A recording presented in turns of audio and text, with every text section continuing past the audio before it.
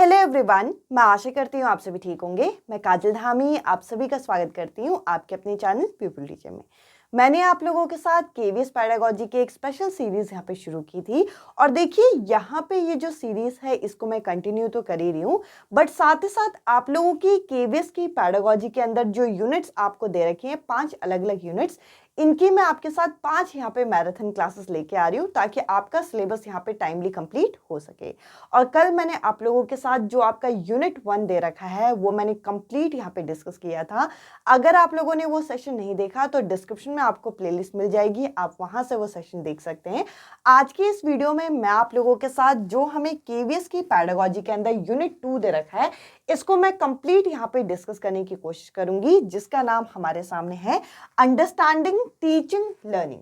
अब देखिए, अगर आप केवीएस की पेडागोजी का सिलेबस खोल के देखते हैं तो ये काफी बड़ा एक आपका एरिया माना जाता है। ये आपका यूनिट 2 काफी लेंदी है, बट मैं कोशिश करूंगी कि ज्यादा से ज्यादा कंटेंट और आपको कम से कम समय में ये चीज एक्सप्लेन कर पाऊं। तो देखिए, यहाँ पे सबसे पहले हम लोगों को टीचिंग लर्निंग को समझने के लिए यहाँ पे जो पहला पॉइंट दे रखा है उसके अंदर हमें यहाँ पे जो थियोरेटिकल पर्सपेक्टिव ऑन लर्निंग, यानी कि जो लर्निंग की थियरीज हैं उनसे रिलेटेड हमें टॉपिक दे रखा है, जिसमें सबसे पहले हम लोगों का आ जाता है बिहेवियरिज्म यानी कि व्यवहारवाद, इसके बाद कोग्निटिविज्म और कंस्ट्रक्टिविज्म इस तरीके से दे रखा है। यानी कि इससे संबंधित जो हमें थियरी है उससे रिलेटेड भी क्वेश्चन यहाँ पे पूछा जा सकता है। तो देखिए, एक एक करके हम जरा इस क्लास को शुरू करते हैं और कोशिश करते हैं कि हम यहाँ पे इन सभी चीजों को आसान लैंग्वेज में समझ पाए। तो देखिए, अगर मैं बिहेवियरिज्म की बात करूं यानी कि व्यवहारवाद की बात करूं तो इसका मतलब क्या है? इसका मतलब ये है कि हम यहाँ पे बच्चे को किसी व्यवहार को, किसी बिहेवियर को किस तरीके से हम किसी और के सामने बिहेव कर सकते हैं, ये हम बच्चे को सिखा रहे हैं। तो बिहेवियरिज्म में क्या होता है? We learn how to behave, यानी कि कैसा व्यवहार करना चाहिए दूसरों के सामने या फिर दूसरों के साथ किस तरीके से पेश आना चाहिए, इस चीज को सिखाने को यहाँ पे बिहेवियरिज्म का नाम दिया गया। अब देखिए, यहाँ पे जो वॉटसन है इन्हें यहाँ पे फादर ऑफ बिहेवियरिज्म माना जाता है और साथ ही साथ ये माना गया है कि अगर आपको किसी व्यवहार को, किसी बिहेवियर को बच्चे के अंदर एक्वायर करवाना है यानी कि अर्जित करवाना है तो सबसे बढ़िया तरीका यहाँ पे बता रखा है कंडीशनिंग, यानी कि बच्चे का अनुकूलन कर दो। अगर बच्चा कंडीशन हो जाएगा यानी कि एक ही तरीके के काम लगातार करता रहेगा तो एक पर्टिकुलर टाइम आएगा कि उस चीज को लेके उसकी आदत बन जाएगी और वो कंडीशनड हो जाएगा उस काम को करने के लिए। अब देखिए, ये जो बिहेवियरिज्म है इसको यहाँ पे स्कूल एजुकेशन में यानी कि टीचिंग लर्निंग में यहाँ पे ऐड करने की जरूरत क्या है? अब देखिए, हमारे जो लर्निंग होता है, हमारे जो अधिगम होता है, उसका एक अल्टीमेट गोल क्या है? Change in behaviour. यानी कि एक बच्चा जो बिना बिहेवियर के स्कूल में एंटर हुआ, हम ये मान के चल रहे हैं कि अभी उसे फॉर्मल बिहेवियर नहीं आता, अब वो अगर कुछ चीज सीख रहा है तो लर्निंग के साथ साथ वो बिहेवियर में भी उसका जो परिवर्तन आएगा, जो बिहेवियर में चेंज आएगा, ये भी एक लर्निंग का आउटकम माना जाता है। और एज अ टीचर आपका ये एक तरीके से आपकी एक रिस्पॉन्सिबिलिटी बनती है कि आपके स्टूडेंट में एक पॉजिटिव चेंज आए, वो भी बिहेवियर में, ताकि वो अपनी लाइफ में कुछ गोल यहाँ पे अचीव कर पाए। अब देखिए, ये जो बिहेवियरिज्म का कॉन्सेप्ट है, जैसे कि मैंने कहा कि इसके अंदर पूरी तरीके से सिखाया जाता है कि हमें किस तरीके से बिहेव करना है। इसको लेके हमारे सामने अलग अलग थियरीज यहाँ पे बनाई गई, जिसमें से आपको सारी थियरी हम एक एक करके डिस्कस करेंगे। सबसे पहले यहाँ पे हम डिस्कस करेंगे वॉटसन की थियरी, क्योंकि वॉटसन कौन है? फादर ऑफ बिहेवियरिज्म, यानी कि यहाँ पे व्यवहारवाद के इन्हें जनक माना जाता है। तो सबसे पहले हम इनकी जो लर्निंग की थियरी है उसको जरा डिस्कस करते हैं। उसके बाद आपके पावलोव, थैंडाई और यहाँ पे जो स्किनर की थियरी है, इनको जरा हम यहाँ पे डिस्कस करेंगे। इसके अलावा यहाँ पे इन सभी थियरी के अंदर कुछ चीजें यहाँ पे बताई गई, जैसे कि हम लोगों को स्टिमुलस रिस्पॉन्स देना है, यानी कि कुछ ना कुछ उद्दीपक देना है और उसकी कुछ ना कुछ अनुक्रिया यहाँ पे बच्चा द्वारा दिखाया जाएगा। अब देखिए, यहाँ पे ये जो बिहेवियरिज्म है इसको ऐड करने का रीजन तो मैंने बताया कि हमारे लर्निंग का एक यहाँ पे अल्टीमेट गोल क्या है कि बच्चे के व्यवहार में परिवर्तन आए। तो देखिए, इस चीज को समझने के लिए या फिर इस चीज को समझाने के लिए सबसे पहले वॉटसन ने जो प्रयोग किया उसका नाम क्या था? The little Albert experiment. अब देखिए, द लिटिल एल्बर्ट एक्सपेरिमेंट के अंदर क्या हुआ एक छोटे से बच्चे को जिसका नाम यहाँ पे लिटिल एल्बर्ट यहाँ पे रखा गया। अब देखिए इसके सामने क्या किया, इसको एक वाइट रैबिट दिखाया और ये जो वाइट रैबिट है इसके सामने मैंने NS लिखा है। NS मतलब न्यूट्रल स्टिमुलस। अभी देखिए ये जो वाइट रैबिट है इसको देख के अभी बच्चा कोई भी तरीके का रिस्पॉन्स नहीं कर रहा, ना डर ना खुशी, वो एक न्यूट्रल रिस्पॉन्स यहाँ पे कर रहा है। इसके सामने अभी कोई रिस्पॉन्स बच्चे का नहीं हुआ। अब क्या किया गया, इसके बाद एक लाउड नॉइस यानी कि किसी हथौड़े से मारते हुए, किसी चीज को हिट करते हुए एक डरावनी आवाज उसके सामने निकाली गई। और ये क्या है, ये आपका अनकंडीशनल स्टिमुलस है। अब जब ये आवाज बच्चे ने सुना तो बच्चा यहाँ पे डर गया, यानी कि बहुत रोने लगा वो और डर गया। इसको क्या बोलेंगे, इसको हम UCR बोलेंगे, यानी कि यहाँ पे अनकंडीशनल, यहाँ पे एक तरीके से रिस्पॉन्ड बच्चे ने दिखाया, यानी कि प्रतिक्रिया दिखाई। अब देखिए यहाँ पे क्या हुआ, अब तीसरे केस में अब यहाँ पे जब व्हाइट रैबिट को दिखाया गया, व्हाइट रैबिट के साथ यहाँ पे उस नॉइस को दिखाया गया तो बच्चा फिर से डर गया। और आखिर में क्या किया गया, आखिर में जब लास्ट स्टेप में सिर्फ व्हाइट रैबिट को दिखाया तो बच्चे को लगा कि क्या पता व्हाइट रैबिट के साथ वो आवाज भी आएगी, तो बच्चा यहाँ पे कंडीशनड हो गया। और बच्चा यहाँ पे कंडीशनड होके, यानी कि बच्चा यहाँ पे अनुकूलन के अंदर आके अब बच्चे के अंदर वो डर बैठ गया कि व्हाइट रैबिट के साथ क्या पता वो आवाज आ सकती है। तो इस तरीके से यहाँ पे वॉटसन का कहना था कि अगर हम लगातार किसी चीज को यहाँ पे बच्चे के लिए कंडीशनड करते चले जाएं, अनुकूलन करते चले जाएं, तो आखिर में बच्चे के अंदर उसी तरीके के व्यवहार का, उसी तरीके के बिहेवियर का को विकसित होने के जो चांसेस होते हैं वो बढ़ जाते हैं। तो इस तरीके से हमारा जो थियोरेटिकल पर्सपेक्टिव ऑफ लर्निंग है उसके अंदर बिहेवियरिज्म टॉपिक की यहाँ पे शुरुआत होती है। और जैसा कि मैंने कहा कि एज अ टीचर आपकी क्या रिस्पॉन्सिबिलिटी बनती है, आपकी रिस्पॉन्सिबिलिटी ये बनती है कि आप यहाँ पे बच्चे को कुछ स्टिमुलस दे, कुछ उद्दीपक यहाँ पे दे जिसका बच्चा यहाँ पे क्या करे, रिस्पॉन्स करे।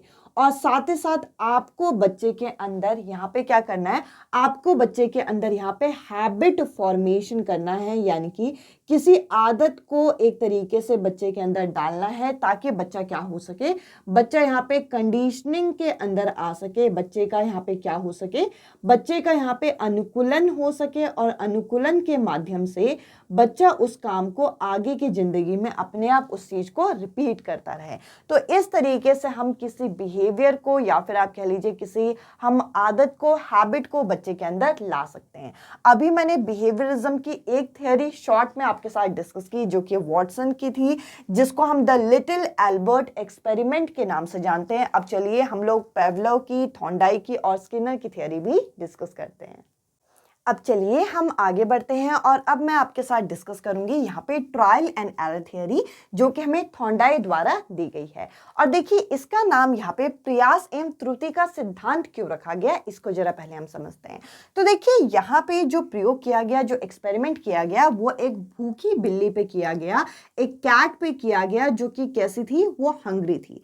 अब देखिए उसको यहाँ पे भूख लगी है और उसकी भूख को यहाँ पे एक तरीके से यहाँ पे एक्सपेरिमेंट में बदलने के लिए यहाँ पे क्या किया गया, उसके सामने एक मछली का टुकड़ा रखा गया। अब देखिए यहाँ पे जब उसे बहुत भूख लग रही है तो उसे वो मछली का टुकड़ा चाहिए। अब देखिए यहाँ पे क्या किया गया कि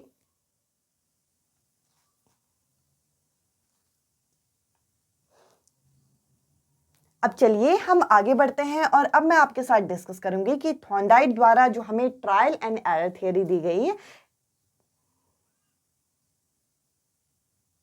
अब चलिए हम आगे बढ़ते हैं और अब मैं आपके साथ डिस्कस करूंगी ट्रायल एंड एरर थ्योरी जो कि हमें थॉर्नडाइक द्वारा यहाँ पे दी गई है, जिसको हम प्रयास एवं त्रुटि का सिद्धांत भी बोलते हैं। अब देखिए इसका नाम प्रयास एवं त्रुटि का सिद्धांत क्यों रखा गया, ट्रायल एंड एरर थ्योरी क्यों रखा गया। देखिए यहाँ पे जो एक्सपेरिमेंट किया गया, जो प्रयोग किया गया, वो एक भूखी बिल्ली पे किया गया, एक हंग्री कैट पे किया गया। अब उसके सामने उसकी उत्तेजना बढ़ाने के लिए उसके लिए एक स्टिमुलस दिया गया जो कि था एक यहाँ पे मछली का टुकड़ा। अब देखो वो जो भूखी बिल्ली थी उसको पहले से ऑलरेडी बहुत भूख लग रही थी। अब उसके सामने अगर हम मछली का टुकड़ा रखेंगे तो वो अलग अलग तरीके का रिस्पॉन्ड करेगी और इसमें वो कई बार फेल भी होगी। तो यानी कि आप कई बार यहाँ पे ट्राई करोगे, ट्राई में आपका एरर भी आएगा, यानी कि प्रयास करोगे उसमें कुछ त्रुटियां निकलेंगी और फाइनली आप अपने रिजल्ट तक, यानी कि जैसे यहाँ पे जो भूखी बिल्ली थी वो उस मछली के टुकड़े तक पहुंची थी, वैसे ही आप इस काम को करते हो। अब देखिए मैथ्स में हम ये चीज करते हैं, हम एलिमिनेशन मेथड का प्रयोग करते हैं। हमारे क्वेश्चंस हम एक्स की वैल्यू हम अलग अलग पुट करते हैं किसी भी इक्वेशन में, जब तक हमारा करेक्ट आंसर नहीं आता हम बार बार ट्राई करते रहते हैं, एरर आता है और उसके बाद हमें पता चलता है एक्स की वैल्यू 1 2 3 नहीं है, वो 4 वैल्यू होगी। तो इस तरीके से ये ट्रायल एंड एरर थियरी यहाँ पे रखा गया। अब देखिए यहाँ पे इस मॉडल को हम SNR मॉडल भी बोलते हैं, स्टिमुलस रिस्पॉन्स मॉडल, क्योंकि हमने यहाँ पे क्या दिया, यहाँ पे हमें उत्तेजना दी, हमने यहाँ पे उद्दीपक दिया और उसका यहाँ पे रिस्पॉन्स क्या निकला कि वो जो भूखी बिल्ली थी उसको यहाँ पे क्या मिला, वहाँ पे उसे रिस्पॉन्स के फॉर्म में वहाँ पे उसे जो मछली का टुकड़ा था वो मिल गया। अब देखिए यहाँ पे इस चीज को और डिटेल में लॉ के फॉर्म में समझाने के लिए यहाँ पे थॉर्नडाई ने हमें दो तरीके के ये नियम दिए, एक दिया प्राइमरी लॉ और एक दिया हमें सेकेंडरी लॉ। इसको जरा डिस्कस करते हैं। देखिए प्राइमरी लॉ के अंदर यहाँ पे 3 अलग अलग नियम दिए गए। सबसे पहले ये बोला गया कि अगर हम किसी भी चीज को यहाँ पे सीखना चाहते हैं तो हमें क्या करना पड़ेगा, हमें अभ्यास करना पड़ेगा, हमें एक्सरसाइज करना पड़ेगा। तो देखिए आप जितना ज्यादा अभ्यास करोगे, जितना ज्यादा आप प्रैक्टिस करोगे, उतना ज्यादा आपको चीजें परफेक्ट होते जाएंगी। अब देखिए जैसे कि ये भूखी बिल्ली थी, जब तक ये प्रयास नहीं करती, हाथ पैर नहीं मारती, उसको वो मछली का टुकड़ा नहीं मिलता। तो आपको सबसे पहले तो एक्सरसाइज करना पड़ेगा। एक्सरसाइज में वो कसरत की बात नहीं कर रहे, एक्सरसाइज में यहाँ पे किसकी बात कर रहे हैं, प्रैक्टिस की बात कर रहे हैं, अगर आप कोई भी नई चीज सीखना चाहते हो। इसके बाद यहाँ पे है लॉ ऑफ रेडीनेस, यानी कि तत्परता का नियम। अब देखिए कई चीजों में हमारा इंटरेस्ट होता है किसी चीज को करने के लिए और किसी चीजों में इंटरेस्ट नहीं होता। तो देखिए ये जो इंटरेस्ट है वो आपका तत्परता बताता है कि आप किसी काम को करने के लिए कितना रेडी हो। यानी कि अगर आप यहाँ पे इस एग्जाम को क्लियर करना चाहते हो तो कई लोग ये वीडियो आपके रात के 2 बजे भी देखेंगे, कई लोग यहाँ पे अगर वर्किंग है तो अपने लंच हार्स में भी देखेंगे। तो देखिए ये आपका इंटरेस्ट बताता है, ये आपका तत्परता बताती है। इसके अलावा अगला है लॉ ऑफ एफर्ट, यानी कि यहाँ पे प्रभाव का नियम। अब देखिए आप प्रैक्टिस कर रहे हो, आपका इंटरेस्ट भी है, यानी कि आप अच्छे तरीके से पोटेंशियली उस काम को कर रहे हो, तो प्रभाव यानी कि एक तरीके से रिजल्ट क्या निकलेगा, रिजल्ट यहाँ पे पॉजिटिव रिजल्ट निकलेगा। तो देखिए ये यहाँ पे 3 यहाँ पे एक तरीके से प्राइमरी लॉ ये बनाए गए, किसके द्वारा, थॉर्नडाई द्वारा। इसके बाद अगले आते हैं आपके गौड़ नियम, जिसको हम सेकेंडरी लॉ भी बोलते हैं। अब देखिए सेकेंडरी लॉ में क्या क्या चीजें आ जाती हैं। सबसे पहले 5 अलग अलग सेकेंडरी लॉ है, इसको जरा हम वर्बली समझते हैं। सबसे पहला है law of disposition. Law of disposition यानी कि आप किसी काम को करने के लिए कितना इंटरेस्टेड हो। अब देखिए क्या होता है कि हमारा जिस चीज में इंटरेस्ट होता है हम वो चीज करते चले जाते हैं, और जिस चीज में हमारा इंटरेस्ट नहीं होता हम उस चीज को छोड़ते चले जाते हैं, और जो चीज एक बार छूट जाती है वो चीज हमसे डिस्कनेक्ट हो जाती है। अब देखिए अगर हम प्रिपरेशन की बात करें तो यहाँ पे बहुत सारे कैंडिडेट ऐसे होते हैं जो कि फॉर्म आने के बाद एक्टिव हो जाते हैं, बहुत सारे क्या सारे ही एक्टिव हो जाते हैं, बट लास्ट तक प्रिपरेशन करते करते कुछ ही कैंडिडेट यहाँ पे रहते हैं, और बहुत सारे कैंडिडेट तो यहाँ पे यही सोचते रहते हैं कि हमारे पास टाइम कम है, हम प्रिपरेशन कैसे करें। तो बेसिकली ये आपका इंटरेस्ट और आपका यहाँ पे टाइम ड्यूरेशन डिपेंड करता है कि आप किसी काम को करने के लिए कितना तत्पर हैं। इसके अलावा अगला है लॉ ऑफ पार्शियल एक्शन। अगर आप किसी काम को कर रहे हैं तो देखिए यहाँ पे सबसे पहले तो अभिवृद्धि की जरूरत है, यानी कि आपका कितना इंटरेस्ट है, आप उस काम को कितनी रुचि के साथ कर रहे हो।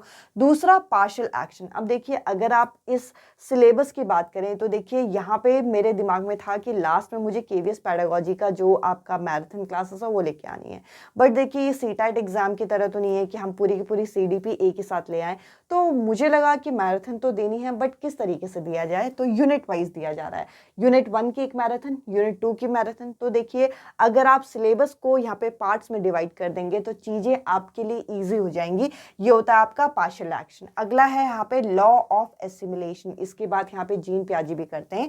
एसिमिलेशन यानी कि आत्मसात्यकरण। आप अपने पूर्व ज्ञान को नए ज्ञान के साथ जोड़ते चले जाइए, प्रीवियस नॉलेज को न्यू नॉलेज के साथ जोड़ते चले जाइए। इससे क्या होगा, इससे आपकी चीजें लिंक रहेंगी, इससे आपकी कनेक्टिविटी बनी रहेगी। अगला है लॉ ऑफ एनालॉजी। अगर आपके पास कोई पुराना ज्ञान है उससे आप किसी नए ज्ञान को यहाँ पे सीख सकते हो, ये आपका डिफरेंस है। यहाँ पे लिंक करना, यहाँ पे आपका उसको यूज करना।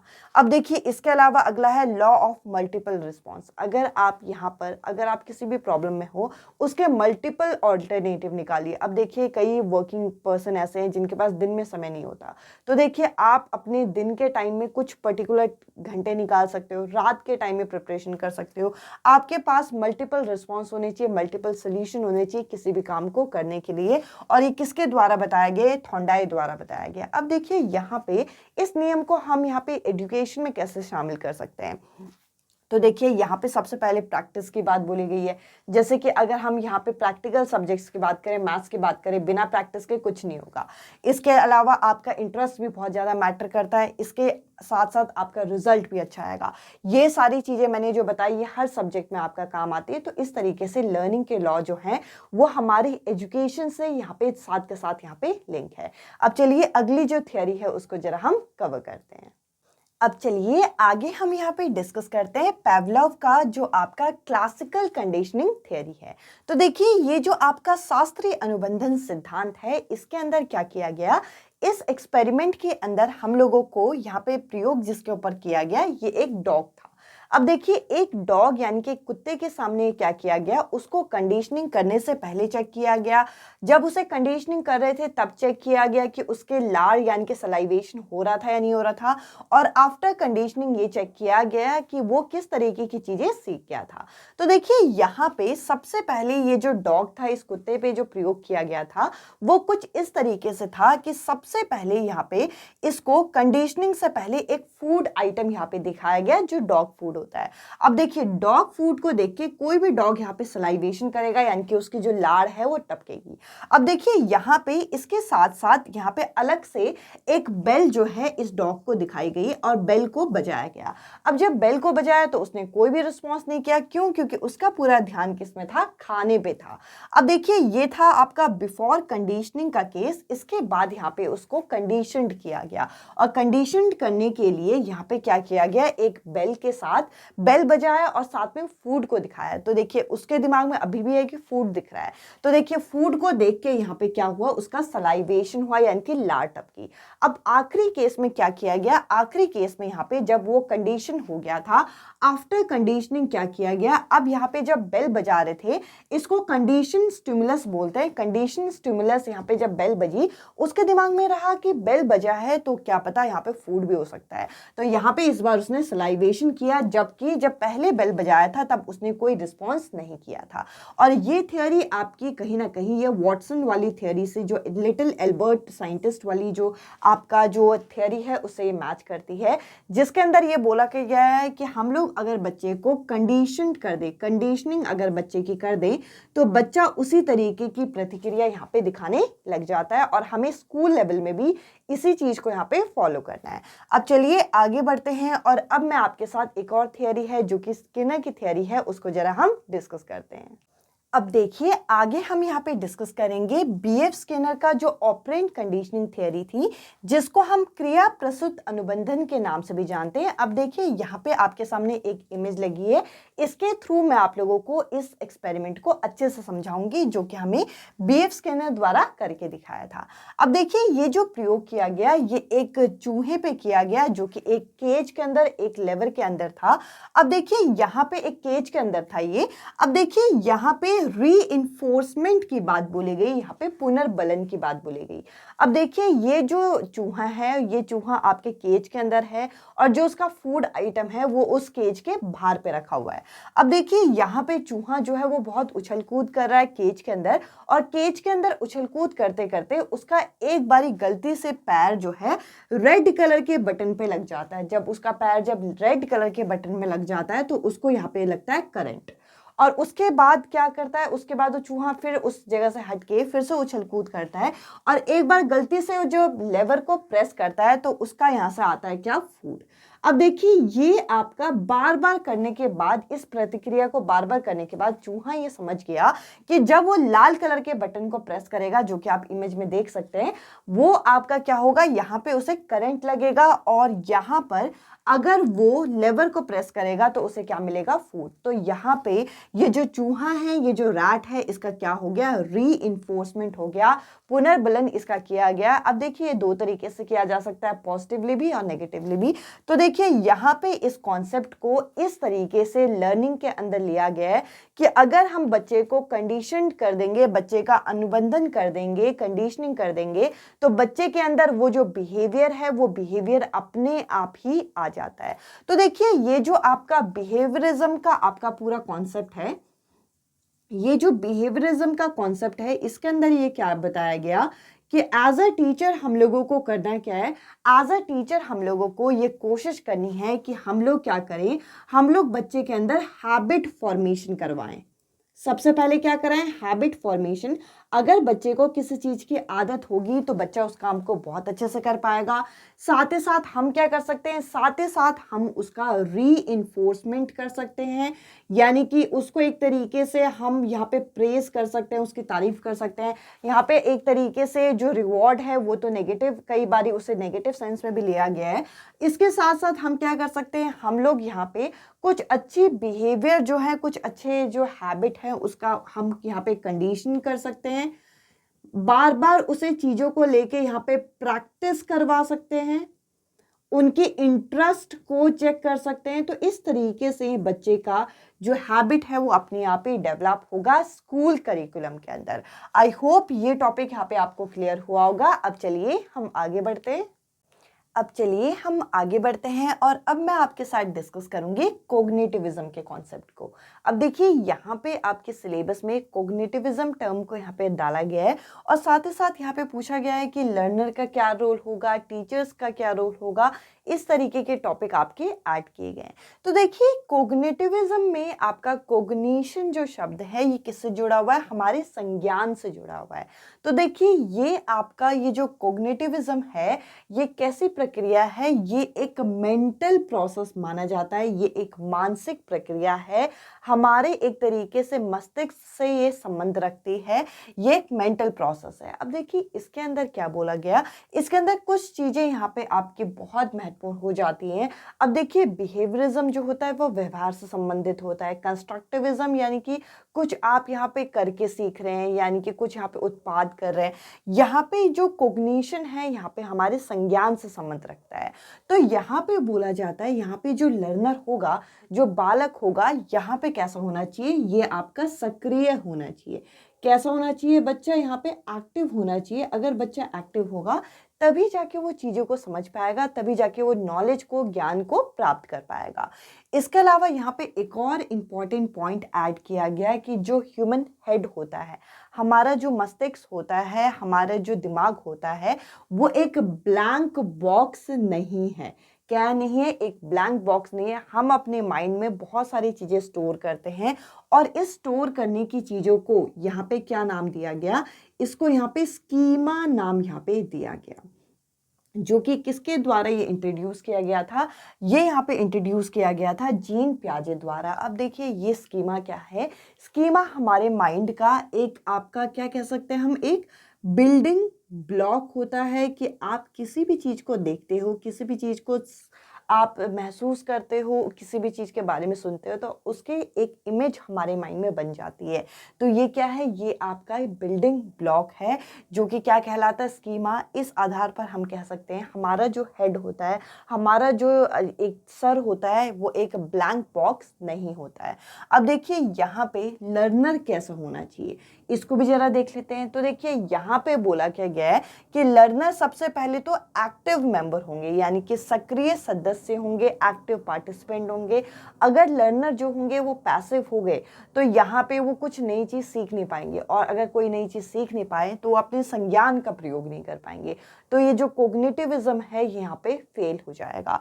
इसके अलावा यहाँ पे बोला क्या गया है कि हमारे माइंड में हर चीज़ का क्या है, एक बिल्डिंग ब्लॉक है, एक तरीके से इसको क्या बोला गया, बिल्डिंग ब्लॉक को स्कीमा बोला गया है, जिसकी मदद से हम किसी भी चीज़ के बारे में सोचते हैं, विचारते हैं, या फिर किसी भी तरीके का एक माइंड मैप जो हमारे माइंड में बनता है वो स्कीमा होता है। हमारे माइंड का एक फंक्शन बताया गया है, एक लर्नर के माइंड का फंक्शन बताया गया। लर्नर के माइंड का फंक्शन क्या है? कंप्यूटर प्रोसेसर की तरह, यानी कि चीज़ें हम क्या करते हैं, इनटेक करते रहते हैं, हम सीखते रहते हैं, जितना हमें एक्सपोजर यहाँ पे मिलता रहता है। तो देखिए आई होप ये वाले पॉइंट तो आपको यहाँ पे क्लियर हुए होंगे। इसके अलावा देखिए एज अ टीचर हमारा क्या रोल होना चाहिए कंस्ट्रक्टिविज्म में, यानी कि कोग्निटिविज्म में, सॉरी। तो देखिए कोग्निटिविज्म में यहाँ पे हमें क्या करना है, न्यू और इंफॉर्मेशन को ऑर्गेनाइज करना है इस तरीके से कि बच्चा उस नई इंफॉर्मेशन को, नए ज्ञान को यहाँ पे क्या कर सके, यहाँ पे प्राप्त कर सके। तो देखिए नई इंफॉर्मेशन को, नए ज्ञान को हमें बच्चे के सामने पेश करना है, साथ ही साथ हमें यहाँ पे मीनिंगफुल लर्निंग करानी है, यानी कि अधिगम कैसा होना चाहिए, सार्थक अधिगम होना चाहिए। इससे क्या होगा, ये इससे आउटकम बेस्ड लर्निंग यहाँ पे देखने को मिलेगी कि जो आप लर्निंग करा रहे हो, जो आप सिखा रहे हो, उसका कोई ना कोई रिजल्ट निकलेगा, कोई ना कोई आपका आधार होगा जब आप मीनिंगफुल यानी कि सार्थक तरीके से किसी चीज़ को बच्चे को सिखाओगे। तो इसके अलावा यहाँ पे क्या है कि आप यहाँ पे प्रोवाइडर की तरह होने चाहिए, यानी कि कोई चीज़ आप उन्हें यहाँ पे उनके सामने पेश कर पाओ। साथ ही साथ फैसिलिटेटर यानी कि सुधारकर्ता की तरह आपका एक रोल होना चाहिए। तब जाके क्या होगा, तब जाके यहाँ पे बच्चा नई चीज़ें सीख पाएगा। और अगर हम टीचिंग मेथड की बात करें कि किस तरीके की टीचिंग मेथड का हम यूज़ कर सकते हैं यहाँ पे अपने कोग्निशन को बढ़ाने के लिए, तो learning by doing, child centre approach कर सकते हैं, प्रोजेक्ट मेथड से कर सकते हैं, ब्रेनस्टॉर्मिंग कर सकते हैं। तो ये कुछ तरीके हो गए जिससे यहाँ पे कोग्निशन यानी कि संज्ञान को विकसित किया जा सकता है। अब देखिए इससे रिलेटेड एक फेमस थियरी है यहाँ पे जीन पियाजे की कोग्निटिव डेवलपमेंट थियरी, यानी कि संज्ञानात्मक विकास का सिद्धांत, जिसके अंदर इन्होंने हमें कई सारे टर्म दिए थे जैसे कि एसिमिलेशन, अकोमोडेशन, ये सारे आप सीटेट में पढ़ के आए हैं। तो एक बार क्विक रिवाइज कर लेते हैं, क्योंकि अभी जो केवीएस का डिपार्टमेंटल एग्जाम हुआ है इसके स्टेजेस से संबंधित क्वेश्चन उसमें पूछा गया है। तो आई होप ये टॉपिक तो आप लोगों ने पढ़ा होगा, बट स्टिल हम लोग एक बार क्योंकि फुल रिवीजन कर रहे हैं तो ये चीज़ भी यहाँ पे कवर करते हैं। तो देखिए यहाँ पे जीन पियाजे ने हमें बताया कि हमारा जो संज्ञान विकसित होता है इसमें यहाँ पे 4 अलग अलग स्टेजेस होते हैं, ये भी एज के अनुसार यहाँ पे हमें बताया है। जैसे कि जब बच्चा जन्म से लेकर 2 वर्ष तक होता है तब बच्चे के अंदर यहाँ पे सेंसरी मोटर स्टेज ये कहलाता है, यानी कि संवेद्य पेशी अवस्था, जिसमें जो हमारे सेंसेस होते हैं, जो हमारी इंद्रियां होती हैं, ये एक शिक्षक का काम करती हैं। साथ ही साथ यहाँ पे क्या होते हैं, यहाँ पे हम दूसरों को इमिटेट करते हैं, नकल करते हैं और ज़्यादातर समय अपनी फैमिली वालों के साथ यहाँ पे बिताते हैं।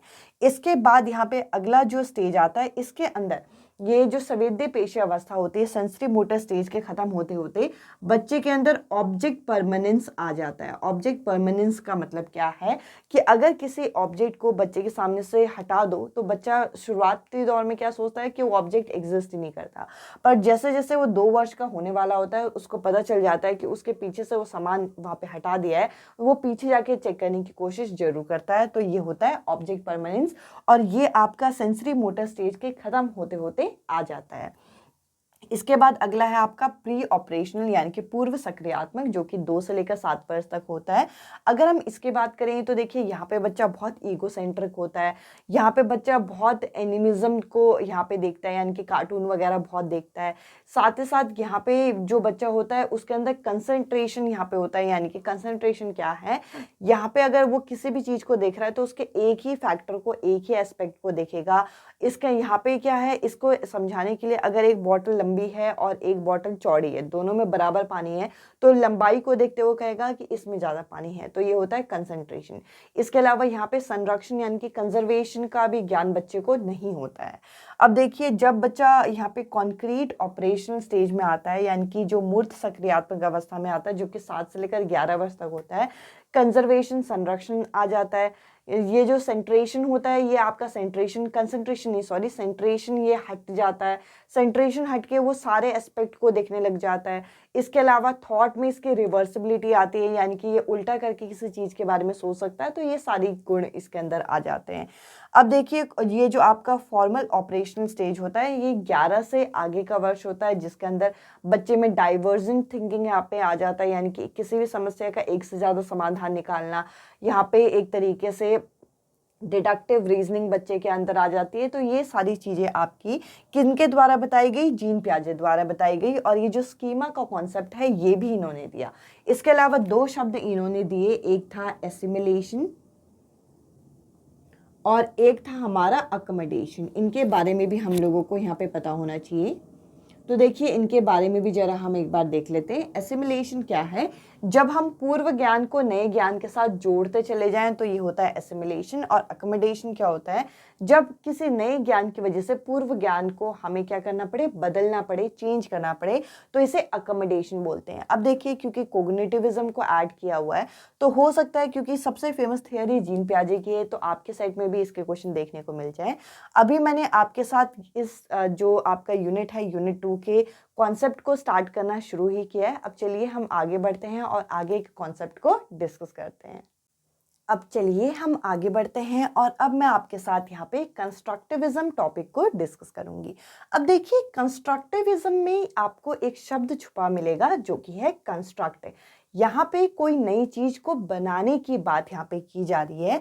अब हमें कंस्ट्रक्ट क्या करना है, किस चीज की संरचना करनी है? तो देखिए हमें ज्ञान की संरचना करनी है, नॉलेज को कंस्ट्रक्ट करना है सबसे पहले हमारा एम। और देखिए यहाँ पे क्या किया जाता है, यहाँ पे जो हमारी प्रायर नॉलेज होगी, जो हमारा पूर्व ज्ञान होगा, उसको हमें क्या करना है, उसकी मदद से हमें नई लर्निंग को, यहाँ पे जो नई अधिगम होगा, इसको हम लोगों को करते चले जाना है। अब देखिए यहाँ पे कंस्ट्रक्टिविज्म जो है इसके अंदर क्या बोला जाता है, जितना बच्चा सोशल इंटरेक्शन में रहेगा, यानी कि सामाजिक अंतक्रिया में रहेगा, बच्चे के अंदर उतना ज़्यादा कंस्ट्रक्टिविज्म देखने को मिलेगा। साथ ही साथ यहाँ पे बोला क्या गया है, यहाँ पे बोला गया है कि हमें लर्निंग बाय डूइंग मेथड से चीज़ें सिखानी है, यानी कि बच्चा करके सीखे। करके किसी चीज़ को अगर बच्चा सीखता है तो बच्चे को वो चीज़ बहुत अच्छी तरीके से आएगी। यानी कि बच्चे को फील्ड विजिट आप कराओ, बच्चे को आप प्रोजेक्ट वर्क आप दो, तो इस तरीके से बच्चे कोई नई चीज को कंस्ट्रक्ट कर पाएंगे, बना पाएंगे। अब देखिए यहाँ पे कंस्ट्रक्टिविस्ट की जो थ्योरी है उसको यहाँ पे दो अलग अलग भागों में बांटा गया है। अब देखिए सबसे पहले आ जाता है आपका कोग्निटिविज्म, जो कि आपका संज्ञान से संबंधित है, जिसकी फेमस थ्योरी आपकी किसकी आ जाती है, फिर से जीन पियाजे की। अब देखिए जीन पियाजे का क्या मानना था, जो हमारी लर्निंग है, जो हमारा अधिगम होता है,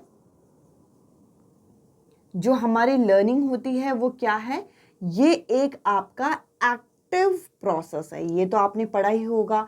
और इसके अंदर इन्होंने हमें कई सारे टर्म दिए, जैसे कि हमें स्कीमा के बारे में बताया, जो कि अभी मैंने आपके साथ डिस्कस किया था। हमें यहाँ पे एसिमिलेशन के बारे में बताया, जिसके बारे में अभी हमने देखा कि पूर्व ज्ञान को नए ज्ञान के साथ जोड़ो, प्रायर नॉलेज को न्यू नॉलेज के साथ आप लिंक करते चले जाओ, इससे आप चीज़ें सीखो। इसके अलावा अकोमोडेशन के बारे में यहाँ पे बताया। अकोमोडेशन के अंदर क्या होता है, जब आपके पूर्व ज्ञान और नए ज्ञान, यानी कि प्रीवियस नॉलेज और न्यू नॉलेज के बीच में लिंक ना बने, तब आप क्या करते हो, चेंजेस करते हो। ये सारी चीज़ें किसने बताई, हमें जीन पियाजे ने अपनी थ्योरी के अंदर बताई। और स्टेजेस हम ऑलरेडी कवर कर चुके हैं अभी के, जो हमने इससे पहले देखा था। अब देखिए सोशल लर्निंग की अगर मैं बात करूँ, सोशल लर्निंग की बहुत सारी थ्योरी है। बेंडूरा की सोशल लर्निंग की थ्योरी है, वो भी आप कर लेना। बट यहाँ पे सोशल लर्निंग की जो थ्योरी है वो आपकी ली वाइगॉट्स्की की सबसे ज़्यादा आपकी इंपॉर्टेंट है। ली वाइगॉट्स्की ने हमें सोशो कल्चर थ्योरी दिया था। यानी कि यहाँ पे इन्होंने 3 टर्म दिया। सोशो मतलब सोसाइटी, सी मतलब यहाँ पे कल्चर। इन्होंने कहा कि बच्चा अगर सोसाइटी और कल्चर के इंटरैक्शन में आएगा तो बच्चे के अंदर यहाँ पे एल यानी कि लैंग्वेज डेवलपमेंट बच्चे के अंदर देखने को मिलेगा। और इसके साथ साथ इन्होंने हमें कुछ और टर्म दिए, जैसे कि ZP दिए, डी दिया। अगर किसी काम को हम सीख रहे हैं और किसी और की मदद से सीख रहे हैं तो उस एरिया को यहाँ पे ZPD बोलते हैं, यानी कि जोन ऑफ प्रॉक्सिमल डेवलपमेंट, जिसको हम समीपस्थ विकास का क्षेत्र भी बोलते हैं। साथ ही साथ जो हमें कोई व्यक्ति सिखा रहा है उसको हम MKO बोलते हैं, मोर नॉलेजेबल अदर। और स्कैप फोल्डिंग भी हमें बताया, जो हमारी हेल्प करता है, जो हिंट या फिर आप कह लीजिए जो हमें क्लू मिलता है, उसको हम क्या कहेंगे, उसको हम स्कैप फोल्डिंग कहेंगे। तो देखिए ये आपके जो पर्सपेक्टिव ऑफ लर्निंग से रिलेटेड आपका पॉइंट था, इसके अंदर ये सारी चीज़ें हमें दे रखी थी जो कि अभी हमने कवर किया। अब चलिए हम आगे बढ़ते हैं। अब चलिए हम आगे बढ़ते हैं और अब मैं आपके साथ डिस्कस करूंगी इंस्ट्रक्शनल प्लान को। ये एक इम्पॉर्टेंट टॉपिक है आपका, जो कि यूनिट 2 यानी कि अंडरस्टैंडिंग टीचिंग लर्निंग के अंदर रखा गया है। अब देखिए, ये जो इंस्ट्रक्शनल प्लान है यानी कि शिक्षण हेतु योजनाएं हैं, ये कितने तरीके की होती हैं और साथ ही साथ इसको पढ़ने की क्या ज़रूरत है। तो देखिए, इंस्ट्रक्शनल प्लान की मदद से हमें पता चलता है कि हमें क्या चीज़ पढ़ाना है, क्या चीज़ टीच करना है, ये हम डिसाइड करते हैं। यानी कि आपकी क्लासरूम में किस दिन कौन सा टॉपिक पढ़ाया जाएगा, किस टॉपिक में कितना कंटेंट पढ़ाया जाएगा, सिलेबस। जैसे कि आपकी टीचर्स को पता होता है कि हमें जैसे कि प्री बोर्ड आने वाले हैं, तो दिसंबर तक आपका प्री बोर्ड हो जाएगा, तो नवंबर तक सिलेबस हो जाना चाहिए। अब ये जो सिलेबस हो जाना चाहिए, ये पहले से प्री प्लान होता है। अब आप कहेंगे कैसे प्री प्लान होता है? इसके लिए 3 तरीके की आपकी प्लानिंग की जाती है। एक ईयर प्लान किया जाता है, एक यूनिट प्लान किया जाता है, एक लेसन प्लान किया जाता है। इसको ज़रा डिटेल में मैं आपके साथ डिस्कस करती हूँ। तो देखिए, इंस्ट्रक्शनल प्लान जो हैं, ये आपके जो योजनाएं हैं, ये किस तरीके से बनाए जाते हैं, इसके लिए कुछ चीज़ों की शर्त यहाँ पे रखी जाती है कि जो कंटेंट यहाँ पे बनाया जा रहा है वो कैसा हो, एज रिलेटेड, यानी कि जिन बच्चों के लिए बनाया जा रहा है वो बच्चों के एज के अकॉर्डिंग कंटेंट है या नहीं है। इसके अलावा इसकी वैलिडिटी के बारे में देखा जाता है। साथ ही साथ ये देखा जाता है कि वो जो कंटेंट है वो कितना आपका सफिशिएंट है या फिर कितना योग्य है कि बच्चों को वो कंटेंट जो आप पढ़ाना चाह रहे हो वो आपका प्रोवाइड हो पा रहा है, नहीं पा रहा। इस तरीके से यहाँ पे इंस्ट्रक्शनल प्लानिंग यहाँ पे की जाती है, इस तरीके की यहाँ पे योजनाएं तैयार की जाती है। अब देखिए, जैसे कि मैंने कहा, इसके अंदर क्या किया जाता है, इसके अंदर डिसाइड किया जाता है, इसके अंदर तय किया जाता है। तय क्या करते हैं कि हमें क्या पढ़ाना है, हमें क्या कक्षा में जाके पढ़ाना है। जैसे कि अभी मैंने डिसाइड किया कि मैं 5 दिन में 5 मैराथन कराऊंगी, या फिर 5 दिन ना सही बट ये 5 मैराथन एक एक करके आपके आएंगी। तो देखिए, ये क्या हो रहा है, ये यहाँ पे एक तरीके से पहले से प्री प्लानिंग हो रही है। क्यों? क्योंकि आपके एग्जाम अब नियर है। तो इस तरीके से स्कूल्स में भी 3 तरीके की प्लानिंग की जाती है। सबसे पहले होता है ईयर प्लानिंग, जिसको वार्षिक योजना कहते हैं, जिसके अंदर आपका करिकुलम जो है ये आपका डिज़ाइन किया जाता है। क्या किया जाता है? डिज़ाइन किया जाता है। और ईयर प्लान के अंदर हम लोगों को कुछ चीज़ें पता होती हैं, जैसे कि सबसे पहले तो हमें एक एनुअल कैलेंडर यहाँ पे दे दिया जाता है।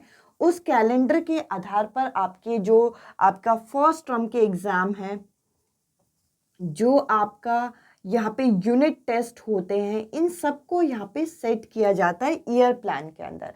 और ईयर प्लान के अंदर हमें ये बताया जाता है कि हमें किस यूनिट तक कहाँ पे चीज़ें कंप्लीट करनी है। ये सारी चीज़ें आपकी ईयर प्लानिंग के अंदर होती है। कितनी छुट्टियाँ होंगी, कितने टीचर कितने घंटे के पीरियड्स लेंगे, ये सारी चीज़ें यहाँ पे बताई जाती है। अब देखिए, यूनिट प्लान यानी कि इकाई योजना क्या है। इकाई योजना आप यहाँ पे हमारे सिलेबस में देख सकते हैं कि हमारा जो पेडागोजी का सिलेबस है वो आपका कितने यूनिट में डिवाइड है। तो आप कहेंगे कि वो 5 यूनिट में डिवाइड है। ठीक है जी, 5 यूनिट को टोटल मिलाया जाए तो ये 5 यूनिट कितने मार्क्स के हैं? 60 मार्क्स के। हम अपनी सिलेबस से सीखते हैं ना टॉपिक को, हम किसी और के टॉपिक से क्यों देखें। तो देखिए, हमारे जो पूरा सिलेबस है वो आपका 60 मार्क्स का है, जिसमें से यूनिट 1, यूनिट 2, यूनिट 3 और यूनिट 4 और यूनिट 5 इस तरीके से चीज़ें बनाई गई हैं।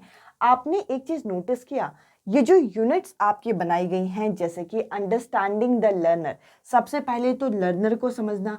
लर्नर को समझने को लेके जो आपका यूनिट 1 तैयार किया गया, उसके अंदर ऐसे ही कुछ भी नहीं ऐड किया गया। लर्नर से रिलेटेड चीज़ें जैसे कि ग्रोथ, डेवलपमेंट, उसका सोशलाइजेशन, उसका अडोलेसेंट में प्रॉब्लम, सारी चीज़ें यहाँ पे डाली गई। अब जो दूसरा यूनिट है, यूनिट 2 की बात करें तो ये है आपका अंडरस्टैंडिंग टीचिंग लर्निंग।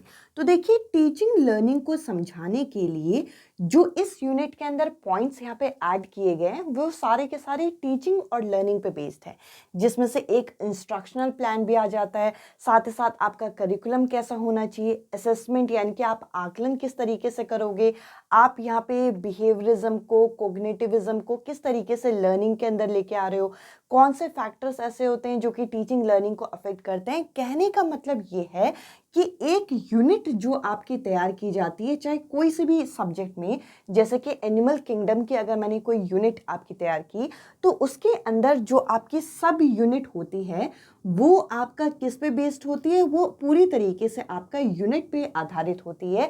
कोई भी आपका डिसकनेक्टेड चीज़ों को एक साथ नहीं रखा जाता, जो इंटरकनेक्टेड चीज़ें होती हैं उन्हीं को एक साथ रखा जाता है। जैसे कि अगर एक यूनिट है प्लांट की, तो प्लांट के पार्ट्स, प्लांट के अंदर किस तरीके से न्यूट्रिशन होता है, प्लांट किस तरीके से एक्सक्रीशन करते हैं, वे सारी चीज़ें इकट्ठा एक साथ रखी जाती हैं।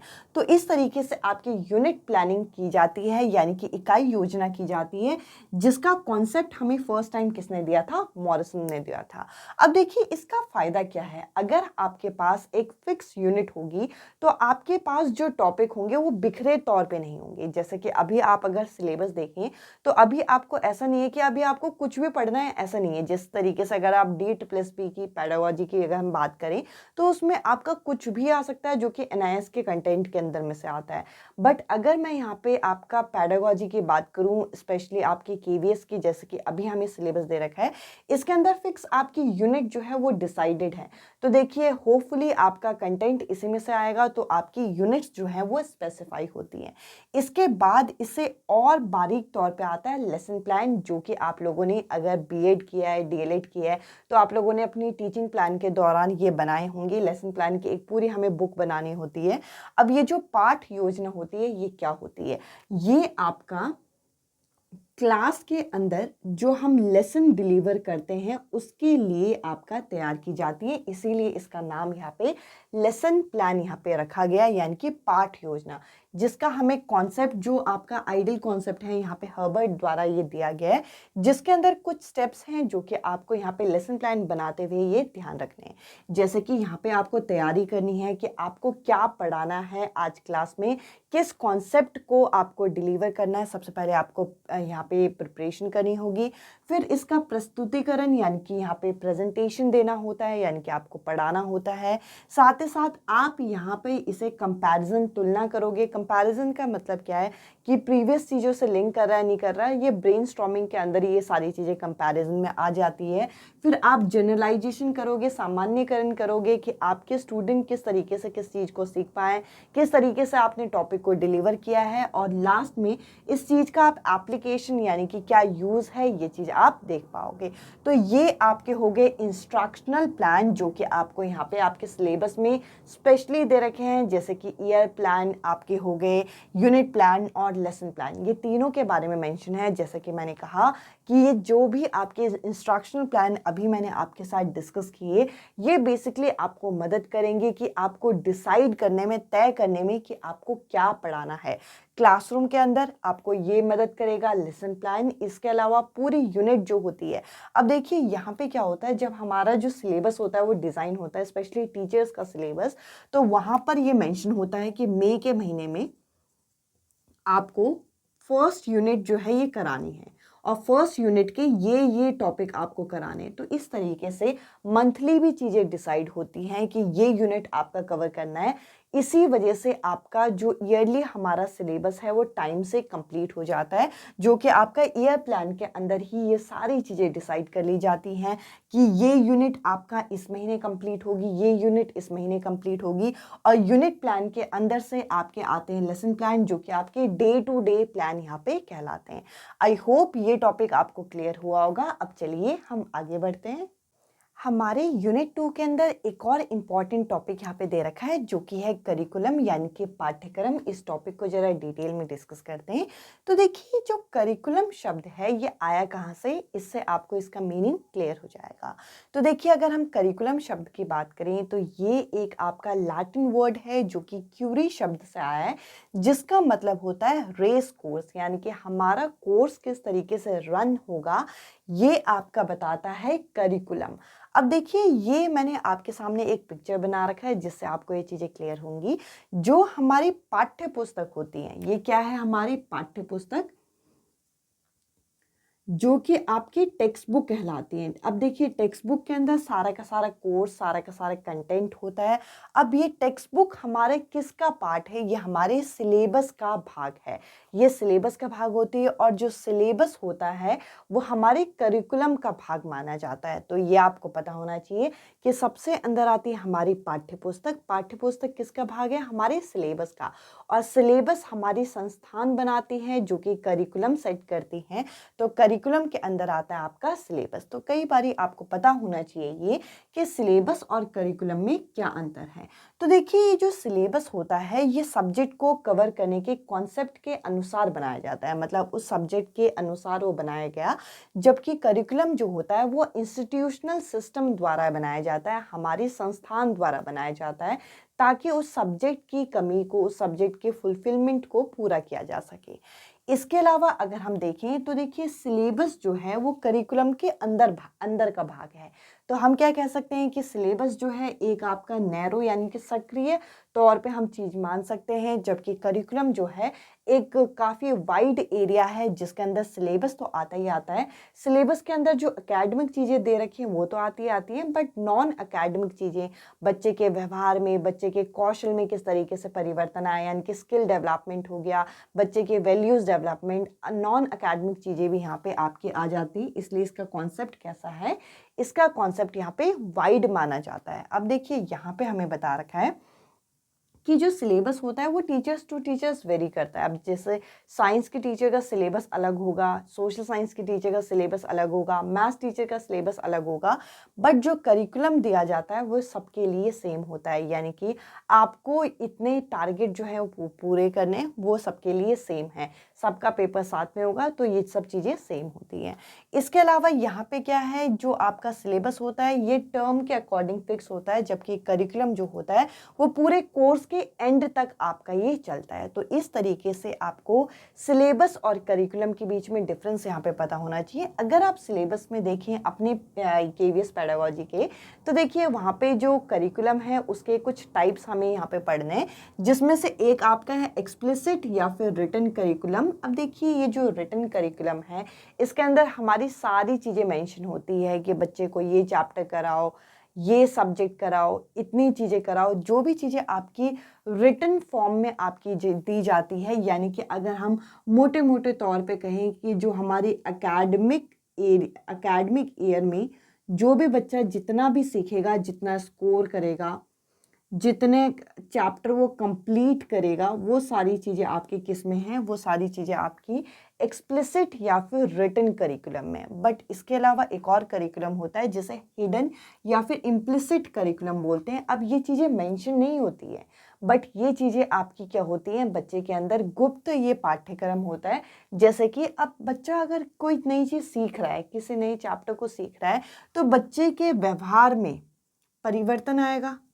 अब बच्चे के बिहेवियर में जो चेंज आना चाहिए वो चीज़ें यहाँ पे मेंशन नहीं होती हैं, बट यहाँ पे ये चीज़ें अपने आप ही ये चीज़ तय कर ली जाती है कि ये चीज़ आपका चेंज होगी बच्चे के अंदर, ये वैल्यूज़, ये स्किल, ये चीज़ें आपकी डेवलप होंगी। तो वैल्यूज, स्किल, ये सब चीज़ें किस में आ जाएंगी? आपकी हिडन या फिर इम्प्लिसिट करिकुलम में। इसके अलावा एक होता है नल करिकुलम, जिसमें आपकी ये सब चीज़ें आपके मेंशन नहीं की जाती और ये सब चीज़ें आपकी फुलफिल नहीं, मतलब करिकुलम का एक लूप होल आप मान के चलिए। तो देखिए मेन आपको ये इम्प्लिसिट और एक्सप्लिसिट, यानी कि एक्सप्लिसिट और इम्प्लिसिट करिकुलम के बारे में आपको डिटेल में जानना है। अब देखिए यहाँ पे जब हमारा करिकुलम डिज़ाइन होता है पूरे साल का, तो देखिए यहाँ पे क्या किया जाता है, यहाँ पे कुछ प्रिंसिपल्स हैं जिनको फॉलो होना बहुत ज़रूरी है। जैसे कि प्रिंसिपल ऑफ कोरिलेशन। अब देखिए जैसे कि अगर हम सब्जेक्ट की बात करें, हम स्पेसिफिक सब्जेक्ट की बात भी कर रहे हैं, जैसे कि सोशल साइंस, साइंस की बात करें, इनके बीच में भी आपस में कोरिलेशन होना चाहिए, इनके बीच में भी आपस में सह संबंध होना चाहिए, तब जाके बच्चा इंटरकनेक्टेड फॉर्म में सारे सब्जेक्ट्स को सीख पाएगा। इसके बाद यहाँ पे फ्लेक्सिबिलिटी, हमारे करिकुलम में लचीलापन होना चाहिए, फ्लेक्सिबिलिटी होनी चाहिए, जिससे अगर कुछ नीड है तो उसमें चेंजेस यहाँ पे किए जाए। हमारे कॉन्स्टिट्यूशन में जब अमेंडमेंट हो सकते हैं तो ये तो एक तरीके से हमारा एक करिकुलम है। इसके अलावा जो करिकुलम हो वो चाइल्ड सेंटरनेस यानी कि बाल केंद्रिता को ये ध्यान में रख के हमारा बनाया जाना चाहिए, और ये देखना चाहिए कि जो आपके क्लास है उसके अप्रोप्रिएट ये बन रहा है नहीं बन रहा। साथ ही साथ यहाँ पे इसकी यूटिलिटी यानी कि ये कितना उपयोग होगा, कितना इसकी उपयोगिता है, इसको ध्यान में रख के हमारी ये चीज़ें बननी चाहिए।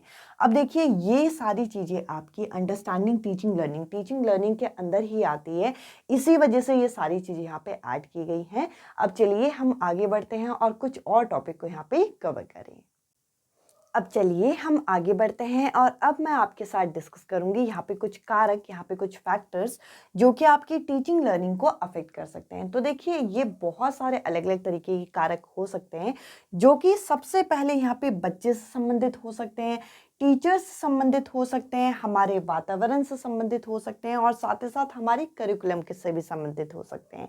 जैसे कि बच्चे से संबंधित कौन से अगर कारक की हम बात करें तो देखिए बच्चे के, अगर हम हेल्थ की बात करें, बच्चे के स्वास्थ्य से संबंधित हो सकता है, बच्चे के इमोशन से संबंधित हो सकता है, बच्चे के यहाँ पे मानसिक क्रियाएं जो होती है इमोशन उनसे संबंधित, बच्चे की इंटरेस्ट से संबंधित हो सकता है, बच्चे की एक तरीके से यहाँ पे कोग्निशन यानी कि उसके संज्ञान से संबंधित हो सकता है कि वो कितना ग्रहण कर पा रहा है या कितना ग्रहण नहीं कर पा रहा है। तो ये सारे फैक्टर जो होते हैं वे बच्चे से संबंधित होते हैं। अब टीचर से रिलेटेड आपके अगर हम यहाँ पे देखें तो देखिए टीचर का जो सब्जेक्ट को लेके, जो उसका पर्टिकुलर सब्जेक्ट है जो आपका वो पढ़ा रही है, जो टॉपिक पढ़ा रही है, उस पर कितनी मास्टरी है, इस पे आपका रिलेट करता है।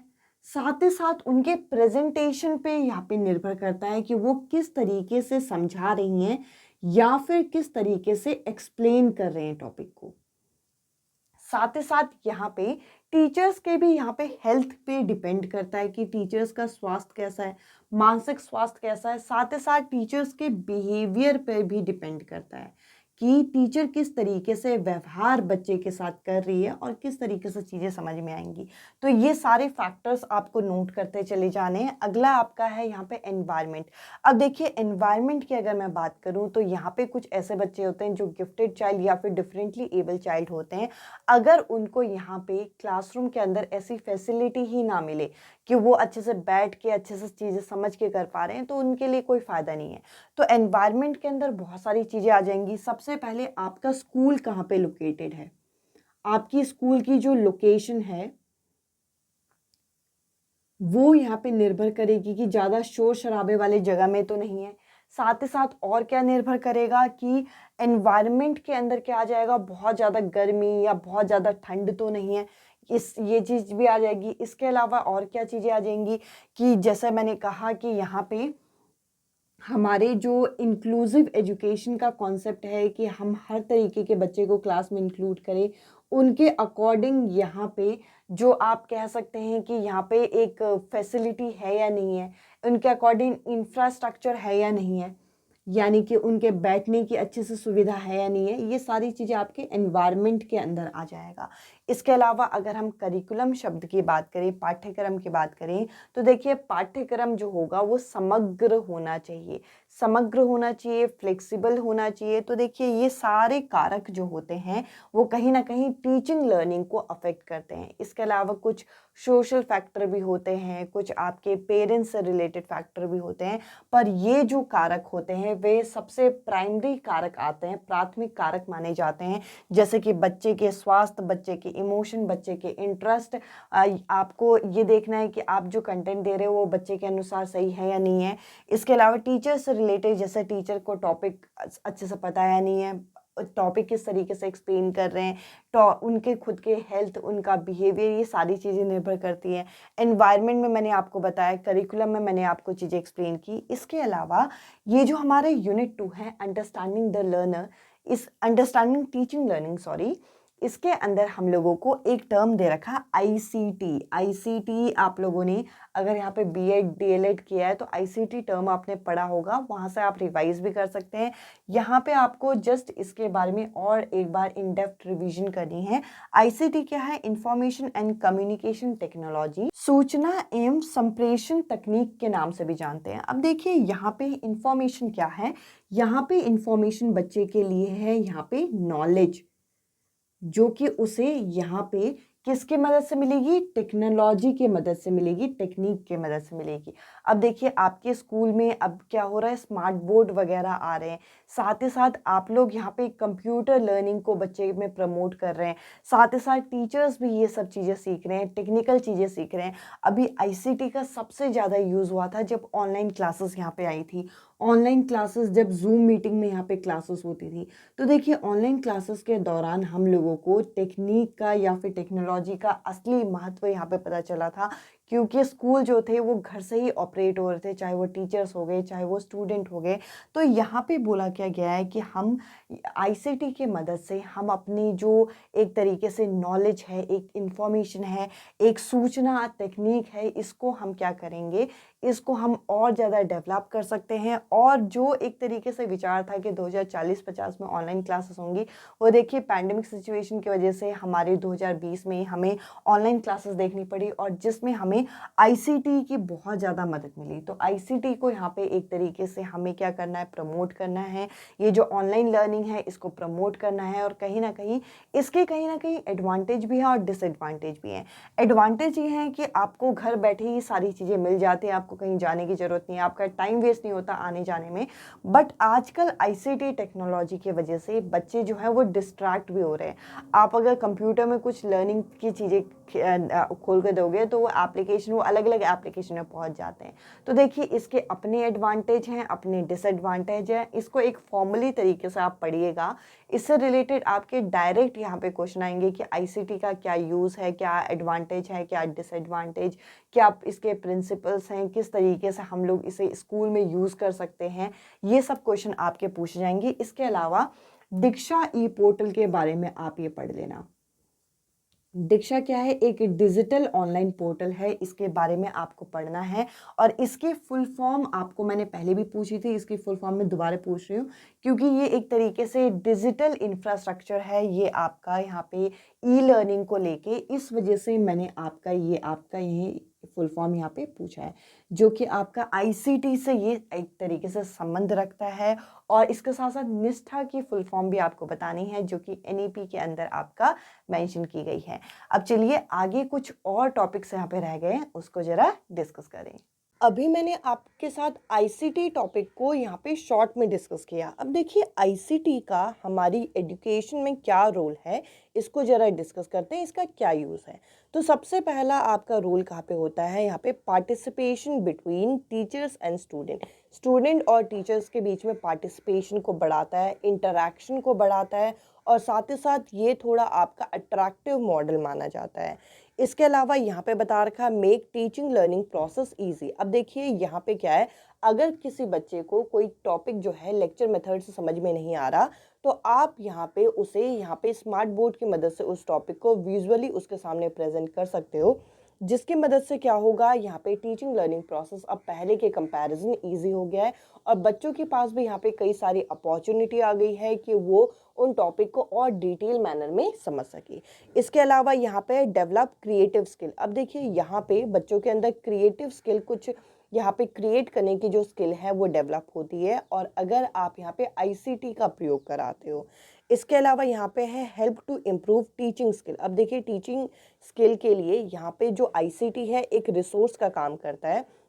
जैसा कि मैंने कहा कि किसी टॉपिक को अगर हम यहाँ पे लेक्चर मेथड से एक्सप्लेन ना कर पाएँ, तो यहाँ पे ये रिसोर्स का भी काम करेगा, और रिसोर्स की मदद से हम उस टॉपिक को अच्छी तरीके से पढ़ा पाएंगे। इसके अलावा अगर हम यहाँ पे देखें तो देखिए यहाँ पे आईसीटी की मदद से आप देखिए एक्सेल में हमारी चार्ट शीट बनती है, जो रिपोर्ट कार्ड वगैरह, तो देखिए यहाँ पे रिकॉर्ड वगैरह रखना भी यहाँ पे ईजी हो गया है। तो यहाँ पे हम इवैल्यूएशन और असेसमेंट में भी हमें इस चीज़ का हेल्प मिलेगा। साथ ही साथ यहाँ पे स्टूडेंट की प्रोडक्टिविटी भी बढ़ेगी। अब देखिए यहाँ पे जैसे कि मैंने कहा कि स्टूडेंट जब यहाँ पे इंटरैक्ट करेंगे, जब यहाँ पे इंटरेस्ट लेंगे, तो कहीं ना कहीं उनकी प्रोडक्टिविटी अपने आप बढ़ेगी। इसके अलावा provide up to date content. अब देखिए यहाँ पे क्या है कि अप टू डेट कंटेंट हम लोगों को मिलेगा, और जैसे कि मैंने कहा रिकॉर्ड वगैरह मेंटेन करना इजी हो जाएगा। अगर किसी स्टूडेंट का रिकॉर्ड अगर हमें रखना है तो हमें फाइल की ज़रूरत नहीं है। हम लोग यहाँ पे अगर कंप्यूटर में हम डेटा चेक करेंगे तो उसका सारा रिकॉर्ड आ जाएगा कि उसके पेरेंट्स कौन है, बच्चा कहाँ रहता है, बच्चे का एड्रेस क्या है, बच्चा अभी कौन से क्लास में है, बच्चे ने पिछले क्लास में कितना स्कोर किया, सब कुछ हम यहाँ पे रिकॉर्ड रख सकते हैं। और ये मेन स्ट्रीमिंग को यहाँ पे प्रमोट करता है। और मेन स्ट्रीमिंग यानी कि हर बच्चे को हम सेम तरीके से आके हम पढ़ाएं, इस चीज़ को ये प्रमोट करता है। तो इस तरीके से आईसीटी जो है एक इम्पॉर्टेंट रोल प्ले करता है किसमें, एजुकेशन में, शिक्षा के अंदर। अब हम डिस्कस करेंगे यहाँ पे एफएलएन के बारे में, जिसे हम फाउंडेशनल लिटरेसी एंड न्यूमरेसी के नाम से जानते हैं। अब ये जो कॉन्सेप्ट है ये आपका कहाँ से आया, ये आपका एम है एनईपी 2020 का। एनईपी 2020 के अंदर हम लोगों को ये बताया गया कि बच्चों में साक्षरता की कमी होने की वजह से, लिटरेसी की कमी होने की वजह से हम लोगों को क्या करना है, हम लोगों को ये एम दिया गया है कि लगभग 2026-27 तक यहाँ पे इंडिया में जो आपका स्कूल है उसके अंदर बच्चों के अंदर फाउंडेशनल लिटरेसी एंड न्यूमरेसी यानी कि मूलभूत साक्षरता और संख्या ज्ञान जो है बच्चों के अंदर आ जाए। तो देखिए यहाँ पे अगर आपका क्वेश्चन पूछा जाएगा, यहाँ पे ना दो आपके नंबर कंफ्यूज करते हैं। तो देखिए यहाँ पे एनईपी ने तो ये बोला कि हम लोगों को कोशिश ये करनी है कि 2025 तक यहाँ पे हम लोगों में यहाँ पे एफएलएन अचीव कर लेना चाहिए। बट यहाँ पे जो स्कूल सिस्टम को जो मॉड्यूल दिया गया है उसके अंदर जो डेडलाइन दे रखी है वो 2026-27 दे रखी है। तो आपको ये चीज़ यहाँ पे पता होनी चाहिए।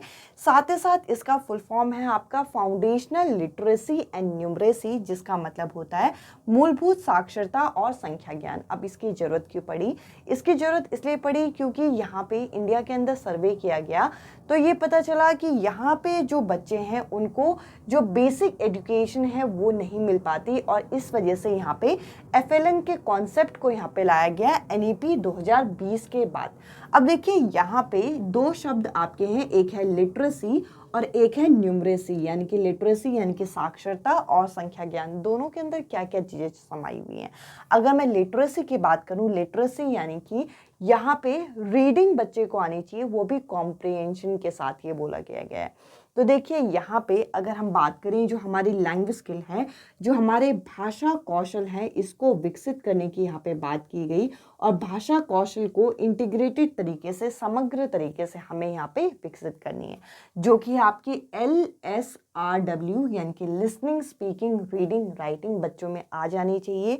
साथ ही साथ यहाँ पे न्यूमरेसी की अगर हम बात करें तो देखिए न्यूमरेसी जो है ये आपकी यहाँ संख्या ज्ञान को बोलते हैं। अब संख्या ज्ञान के अंदर क्या क्या चीज़ें आ जाती हैं, जैसे कि नंबर सेंस जो है वो डेवलप हो जाए, यानी कि नंबर्स किस तरीके से काम करते हैं, बेसिक ऑपरेशन बच्चे को आ जाए, मैथमेटिकल थिंकिंग यहाँ पे डेवलप हो, यानी कि बच्चा चीज़ें रट के ना करे, बच्चा चीज़ें समझे उस चीज़ को, जो चीज़ वो सीख रहा है, साथ ही साथ उसका एप्लीकेशन, उसका उपयोग बच्चा यहाँ पे सीख पाए। तो देखिए ये सब चीज़ें आपकी आ जाएंगी लिटरेसी और न्यूमरेसी के अंदर। इसके अलावा जैसा कि मैंने कहा कि एफएलएन किसका एम है, एफएलएन आपका एनईपी 2020 का एम है। इसमें ये बोला गया था कि एफएलएन को अचीव करना चाहिए हमें 2025 तक। बट बाद में यहाँ पे ये बोला गया कि यहाँ पे जो स्कूल मॉड्यूल है उसके अंदर कि एफएलएन 2026-27 तक आपका अचीव हो जाना चाहिए, ये आपकी डेडलाइन दी गई है।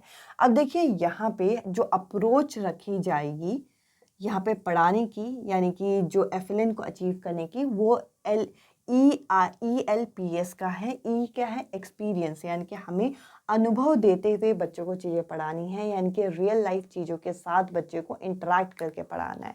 इसके अलावा एल जो है, एल आपका लैंग्वेज यानी कि भाषा संबंधित जो स्पोकन इंग्लिश है या फिर स्पोकन लैंग्वेज है, हमें उस चीज़ पे यहाँ पे जोर देने की बात बोली गई है। इसके साथ यहाँ पे एल जो है, यहाँ पे जो पी है, ये पी आपका पिक्चर्स के लिए बता रहा है, यानी कि हमें पिक्चर के फॉर्म में, अब देखिए देखिए यहाँ पे बोला जाता है कि हमारी जो क्लासरूम हो वो कैसी हो, वो आपकी पिक्चर बेस्ड हो, यानी कि पिक्चर बेस्ड वॉल्स कैसी हों कि आप पिक्चर्स जो हों वो आपकी दीवारों में लगी हों, जिससे क्या हो कि क्लास थोड़ी अट्रैक्टिव भी लगे और बच्चा उन पिक्चर्स को देख देख के रोज़ कुछ ना कुछ नया सीखे। तो इस तरीके की पिक्चर बेस्ड क्लासरूम की बात की गई है। और एस जो है, एस यहाँ पे सिंबल यानी कि प्रतीक से संबंधित है, यानी कि यहाँ पे अगर मैथ सिखाना है तो इस तरीके से हम नंबर्स को सिखा सकते हैं। अब देखिए बच्चा यहाँ पे इन सिंबल्स की मदद से काउंटिंग यहाँ पे सीख सकता है कि किस तरीके से काउंटिंग आपकी काम करती है। तो हम यहाँ पे एक तरीके से यहाँ पे प्ले वे मेथड से चीज़ें सिखा सकते हैं। अब देखिए ये जो FLN है, इसको अचीव करने के लिए कुछ रिसोर्सेस यहाँ पे बताए गए। अब जैसे कि क्या क्या रिसोर्स हैं, जैसे कि डिजिटल लाइब्रेरी, जैसे दीक्षा हो गई, ई पाठशाला हो गया, तो देखिए इसको यहाँ पे इंट्रोड्यूस करने की बात बोली गई है। इसके अलावा वर्क बुक हो गए या फिर एक्टिविटी बेस्ड मटेरियल, जैसे कि आपकी प्ले वे बुक्स हो गई, आपकी इन सब चीज़ों को इंट्रोड्यूस करने की बात बोली गई है। साथ ही साथ लाइब्रेरीज़ को और ज़्यादा यहाँ पे रिसोर्सेस को इंट्रोड्यूस करने की बात बोली गई है। साथ ही साथ स्कूल प्रिपरेशन मॉड्यूल की बात बोली गई है, जिसको यहाँ पे बाल वाटिका के नाम से भी जाना जाता है। स्कूल प्रिपरेशन मॉड्यूल यहाँ पे बनाया गया है। अब इसके अंदर क्या है, इसके अंदर ये बोला गया है कि शुरुआती दौर में स्कूल में जो फर्स्ट ग्रेड के बच्चे हैं उनको पहले स्टार्टिंग के जो 3 महीने हैं वो प्ले बेस्ड लर्निंग यहाँ पे हमें करानी है। और इन प्ले बेस्ड लर्निंग में जो रिसोर्सेज, जो एलिमेंट, जो तत्व हम यूज़ करेंगे, वो हम साउंड, अलग अलग साउंड को बच्चे को सिखाना, यानी कि साउंड बच्चा सुन के वो रिकॉग्नाइज कर पाए कि किसके साउंड है, किस चिड़िया की साउंड है, किस बर्ड की साउंड है, किस एनिमल की साउंड है, इस तरीके से जानवरों को पहचान पाए। साथ ही साथ कुछ वर्ड्स को सीख पाए और किसी कलर को, शेप को, नंबर को, इस तरीके से स्टार्टिंग के जो फर्स्ट ग्रेड के बच्चे हैं उनको यहाँ पे हमें क्या करना है, उनको यहाँ पे 3 मंथ प्ले बेस्ड लर्निंग यहाँ पे करानी है।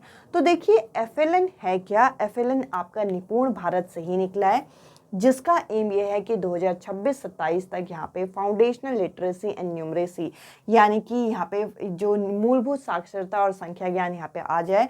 मूलभूत साक्षरता और संख्या ज्ञान को यहाँ पे 2 भागों में बांटा गया है, इसको हमें देखना है।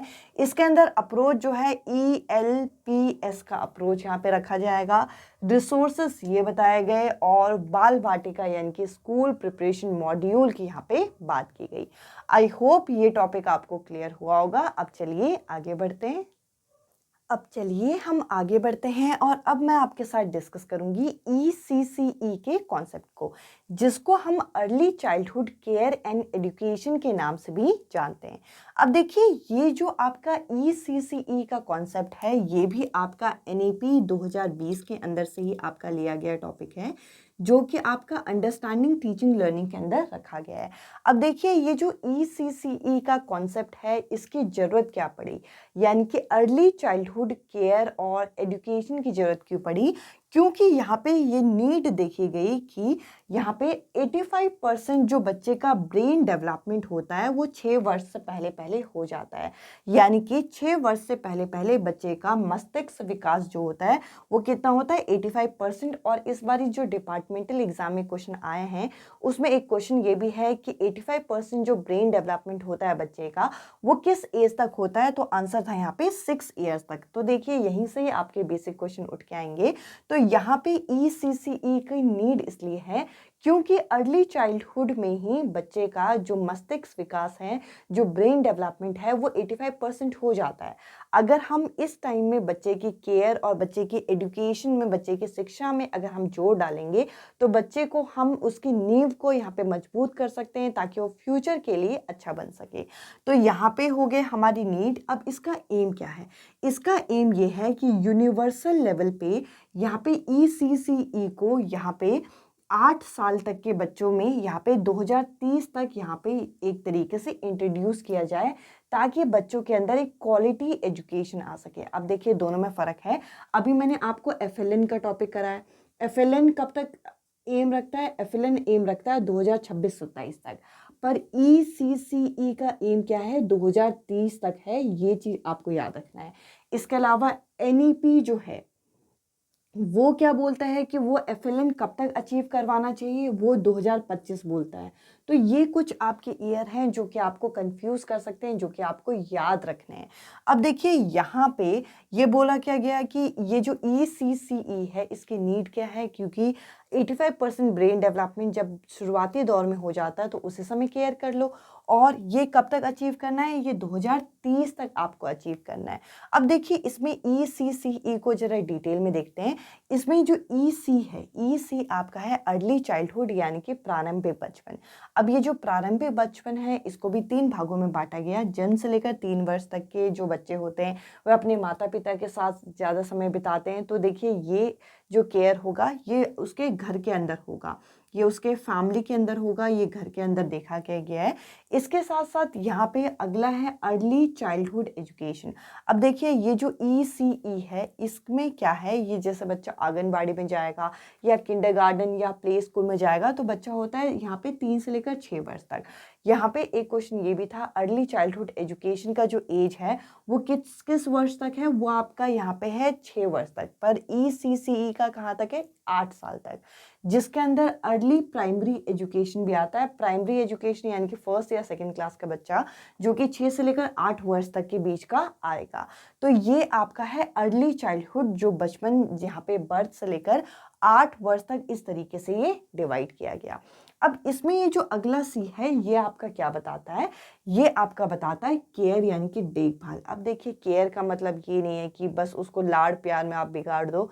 केयर का मतलब ये है कि वो किस डायरेक्शन में जा रहा है, उसकी शिक्षा कैसे होनी चाहिए, उसके साथ हम किस तरीके का व्यवहार कर रहे हैं, किस तरीके का लव अफेक्शन, किस तरीके का कनेक्शन दिखा रहे हैं, किस तरीके की टोन में हम बात कर रहे हैं। टोन से भी बहुत फ़र्क पड़ता है कि बच्चे तुमसे अपनी बात शेयर करेंगे या नहीं करेंगे। आप उन्हें किस तरीके से रिस्पेक्ट दे रहे हो, गिव रिस्पेक्ट टेक रिस्पेक्ट वाली बात होती है। हम तू तड़ाके से बात ना करें, हम आप करके उन्हें इंट्रोड्यूस करें। हम यहाँ पे क्लास में किसी बच्चे की किस तरीके से तारीफ कर रहे हैं, तो ये सारी चीज़ें आपकी किस में आ जाएंगी, केयर में आ जाएंगी। अब हम बात करते हैं यहाँ पे शिक्षा की। अब देखिए शिक्षा जो है वो एजुकेशन का एक भाग है और हमारा मेन एम तो यही है कि हमें शिक्षा यहाँ पे बच्चे को देनी है, जिसमें बच्चे का ज्ञान हमें यहाँ पे एक तरीके से विकसित करना है, डेवलप करना है। बच्चे के कौशल यानी कि जो बच्चे के स्किल हैं उनको डेवलप करना है। बच्चे के वैल्यूज़ जो होते हैं, जो बच्चा किस तरीके से बिहेव करता है, किस तरीके से व्यवहार रखता है, हमें ये सब चीज़ें विकसित करनी है। और जैसे कि मैंने कहा ये जो ECCE है इसको क्यों इंट्रोड्यूस किया गया, क्योंकि अर्ली चाइल्डहुड में बच्चे का 85% ब्रेन डेवलपमेंट होता है। कब तक एम है, 2030 तक। ये कुछ चीज़ें याद रखना। FLN कब तक है, 2026-27। ECCE 2030। NEP क्या बोलता है, हमें अचीव करना चाहिए 2025 तक, बट स्कूल के जो फोरम है उसमें ये बताया गया है FLN जो है 2026-27 तक अचीव कर लिया जाएगा। तो इस तरीके से आपका ECCE का कॉन्सेप्ट मैंने यहाँ पे कवर किया। अब चलिए हम आगे बढ़ते हैं। चलिए मैं आप लोगों के साथ नेक्स्ट टॉपिक को डिस्कस करती हूँ, जो कि है कॉम्पिटेंसी बेस्ड एजुकेशन या फिर कॉम्पिटेंसी बेस्ड लर्निंग, जिसको हम योग्यता आधारित शिक्षा के नाम से भी जानते हैं। तो देखिए ये जो कॉम्पिटेंसी बेस्ड लर्निंग या फिर एजुकेशन होता है, इसके अंदर क्या किया जाता है, हमारा यहाँ पे असेसमेंट, हमारे यहाँ पे जो मूल्यांकन है ये इस तरीके से किया जाता है कि हमारे अंदर की जो कॉम्पिटेंसी है इसको फोकस किया जाए, ताकि हमारा इसका कुछ ना कुछ आउटकम निकले, यानी कि कुछ ना कुछ रिजल्ट मिले। अब देखिए कॉम्पिटेंसी का मतलब क्या है कि आपके अंदर की जो छुपी हुई योग्यता है इसको यहाँ पे बाहर निकालना, और इस योग्यता के आधार पर ही आपका जीवन में आप कुछ चीज़ सीख सको, इस चीज़ पे यहाँ पे फोकस करना। अब देखिए जो कॉम्पिटेंसी बेस्ड एजुकेशन या फिर कॉम्पिटेंसी बेस्ड लर्निंग होती है, इसको कई सारे नामों से जाना जाता है, जैसे कि कौशल आधारित शिक्षा यानी कि जो स्किल बेस्ड एजुकेशन होता है। इसके अलावा यहाँ पे कॉम्पिटेंसी जो होता है हमारे ज्ञान से भी संबंध रखता है, यानी कि नॉलेज बेस्ड एजुकेशन भी बोलते हैं। इसके अलावा यहाँ पे कॉम्पिटेंसी जो योग्यता होती है ये हमारी क्षमता को भी बताता है, इसलिए इसे क्षमता आधारित शिक्षा भी बोलते हैं। साथ ही साथ ये बताता है कि हम कितने प्रोफिशिएंट हैं, उस काम को कितने बढ़िया तरीके से कर पा रहे हैं। इसके अलावा अगर आप कॉम्पिटेंसी योग्यता रखते हो तो आपको प्रदर्शन भी करना होगा, आपको परफॉर्मेंस भी करना होगा। तो ये सभी नाम आपके किसके हैं? कॉम्पिटेंसी बेस्ड एजुकेशन या फिर लर्निंग के। अब देखिए यहाँ पे ये जो कॉम्पिटेंसी बेस्ड एजुकेशन या फिर आप कह लीजिए लर्निंग है, इसके अंदर किस मेथड का प्रयोग किया जाता है? तो देखिए इसके अंदर यहाँ पे एक्सपेरिमेंशियल लर्निंग का यहाँ पे प्रयोग किया जाता है, यानी कि करके सीखने पे यहाँ पे ज़्यादा बल दिया जाता है। अगर मैं कॉम्पिटेंसी बेस्ड एजुकेशन की बात करूं तो देखिए यहाँ पे लचीलापन होना चाहिए, फ्लेक्सिबिलिटी होनी चाहिए, इस पे ज़्यादा फोकस किया जाता है। साथ ही साथ यहाँ पे कुछ ना कुछ यहाँ पे फीडबैक निकले, कुछ ना कुछ आउटकम निकले, इस पे ध्यान दिया जाता है। इसके अलावा यहाँ पे जो आपका असेसमेंट किया जाता है, जो आपका आकलन किया जाता है, वो कैसा होना चाहिए? वो सार्थक होना चाहिए, यानी कि उसका कुछ ना कुछ मीनिंग होना चाहिए। अगर आप यहाँ पे बच्चे को पढ़ा रहे हो तो जो रिजल्ट निकले वो कुछ ना कुछ इस तरीके से निकले जिससे बच्चा को सीख रहा हो, इस चीज़ पे आपको फोकस करना है और आउटकम बेस आपको यहाँ पे लर्निंग यहाँ पे करानी है। अगर मैं कॉम्पिटेंसी बेस्ड एजुकेशन की यहाँ पे बात करूँ तो देखिए यहाँ पे ये सेल्फ डायरेक्टेड होना चाहिए, यानी कि आप यहाँ पे स्वयं उस चीज़ को केंद्रित कर पाओ। इसके अलावा यहाँ पे कॉम्पिटेंसी जो होती है हमारे नॉलेज, हमारे स्किल, हमारी एबिलिटी को दर्शाता है, यानी कि हमारे ज्ञान को, हमारे कौशल को, हमारी क्षमताओं को दर्शाता है। और साथ ही साथ यहाँ पे स्टूडेंट अपने जो एक नॉलेज को, स्किल को और एबिलिटी को यहाँ पे मेज़र कर सके और अपने बारे में फ्यूचर के लिए किसी चीज़ को किस तरीके से प्रदर्शित करनी है, इस चीज़ को समझ सके। हमें इस तरीके से बच्चे को कॉम्पिटेंट बनाना है। अब देखिए अगर मैं कॉम्पिटेंसी बेस्ड एजुकेशन या फिर लर्निंग की बात करूं तो ये ट्रेडिशनल एजुकेशन से किस तरीके से आपका यहाँ पे डिफरेंस है, इसमें ये जर देखते हैं। तो देखिए यहाँ पे अगर हम एकेडमिक प्रोग्राम की बात करें तो जो ट्रेडिशनल क्लासरूम होती थी उसमें मेन फोकस किस पे होता था? कोर्स पे होता था। पर ये जो कॉम्पिटेंसी बेस्ड एजुकेशन है इसमें मेन फोकस किसका है? इस पे मेन फोकस है कॉम्पिटेंसी पे, यानी कि योग्यता पे, जो कि हमारी नॉलेज, स्किल और एबिलिटी को दर्शाता है। अब देखिए यहाँ पे कंटेंट डिलीवरी की अगर हम बात करें तो कंटेंट जो है यहाँ पे ज़्यादातर जो ट्रेडिशनल एजुकेशन था इसमें इसके अंदर यहाँ पे लेक्चर मेथड, डिस्कशन या लैब मेथड से जो फिक्स टाइमिंग में होते हैं इसमें किए जाते थे। पर जबकि यहाँ पे अगर हम कंटेंट डिलीवरी की बात करें तो फेस टू फेस इंटरेक्शन, यहाँ पे हम लोग आईसीटी का प्रयोग कर रहे हैं, हम अलग अलग तरीके के रिसोर्सेज, प्रोजेक्ट, यहाँ पे फील्ड विजिट, ये सब चीज़ें करा रहे हैं जिससे बच्चे की कॉम्पिटेंसी बढ़े। अब देखिए यहाँ पे हम असेसमेंट ऑफ लर्निंग, यानी कि जो आपने पढ़ा है इसका आकलन किस तरीके से करेंगे। तो यहाँ पे एक जो कोर्स का एक बेस एग्जामिनेशन, यहाँ पे प्रोजेक्ट लिया जाता था, इस तरीके से किया जाता था। बट अब जो असेसमेंट बच्चे का किया जाता है ये ऑथेंटिक असेसमेंट होता है, जिसको एक प्रॉपर तरीके से डिज़ाइन किया जाता है ताकि बच्चे की कॉम्पिटेंसी यहाँ पे आ सके। यहाँ पे सीसीई पे यहाँ पे फोकस किया जाता है। इसके अलावा यहाँ पे अब मल्टीपल मेथड यूज़ किए जाते हैं कॉम्पिटेंसी के लिए। अब देखिए ट्यूशन, अब यानी कि ट्यूशन जो यहाँ पे जो फ़ी वगैरह ली जाती थी, ये क्या है? यहाँ पे एक क्रेडिट हार के यहाँ पे एक सेमेस्टर बेस यहाँ पे आपका ट्यूशन फ़ी ली जाती थी। पर यहाँ पे अब क्या है? अब यहाँ पे जो ट्यूशन फ़ी है ये आपका सेट ऑफ अमाउंट पे यहाँ पे चार्ज करता है, यानी कि 6 मंथ का कितना होगा, ये चीज़ें यहाँ पे अब मॉड्यूल ये फिक्स रहता है। इसके अलावा कल्चर ऑफ लर्निंग, यानी कि किस तरीके से पढ़ेंगे। तो देखिए पहले चीज़ें आपकी फ़िक्स होती थी, यहाँ पे जो बेसिकली यहाँ पे पर डे कितने हार पढ़ाएंगे, कितने फैकल्टी पढ़ाएंगे, ये सब चीज़ें ट्रेडिशनल क्लासरूम में फ़िक्स होती थी। बट अब क्या है? कॉम्पिटेंसी बेस्ड क्लासरूम में ये चीज़ें फ्लेक्सिबल हो गई है, यानी कि आप एक ऐसा एनवायरनमेंट दे रहे हो जिसमें बच्चा सीख रहा है और साथ ही साथ अगर बच्चा नहीं सीख रहा है तो हम लोग जो यहाँ पे लर्निंग दे रहे हैं वो क्लासरूम में तो इंक्लूड है ही, साथ ही साथ हम यहाँ प्रोजेक्ट देंगे, लर्निंग आउटकम देंगे। बेसिकली अगर हम देखें तो ये जो कॉम्पिटेंसी बेस्ड एजुकेशन है वो कहीं ना कहीं यहाँ पे लर्निंग बाय डूइंग को प्रमोट करता है। बच्चे के अंदर स्किल, एटीट्यूड, एबिलिटी ये डेवलप करने की कोशिश करता है। कंटेंट डिलीवरी अब ज़्यादा अच्छा हो गया है। तो इस तरीके से आपका ये टॉपिक यहाँ पे इंक्लूड किया गया है। अब चलिए हम आगे के टॉपिक को ज़रा डिस्कस करें। अब चलिए हम आगे बढ़ते हैं और अब मैं आपके साथ डिस्कस करूंगी आकलन यानी कि असेसमेंट के टॉपिक को। इस टॉपिक को हमारे यूनिट 2 के अंदर रखा गया है और 3 टर्म हमें बता रखे हैं: assessment of learning, assessment for learning और या फिर असेसमेंट एज लर्निंग।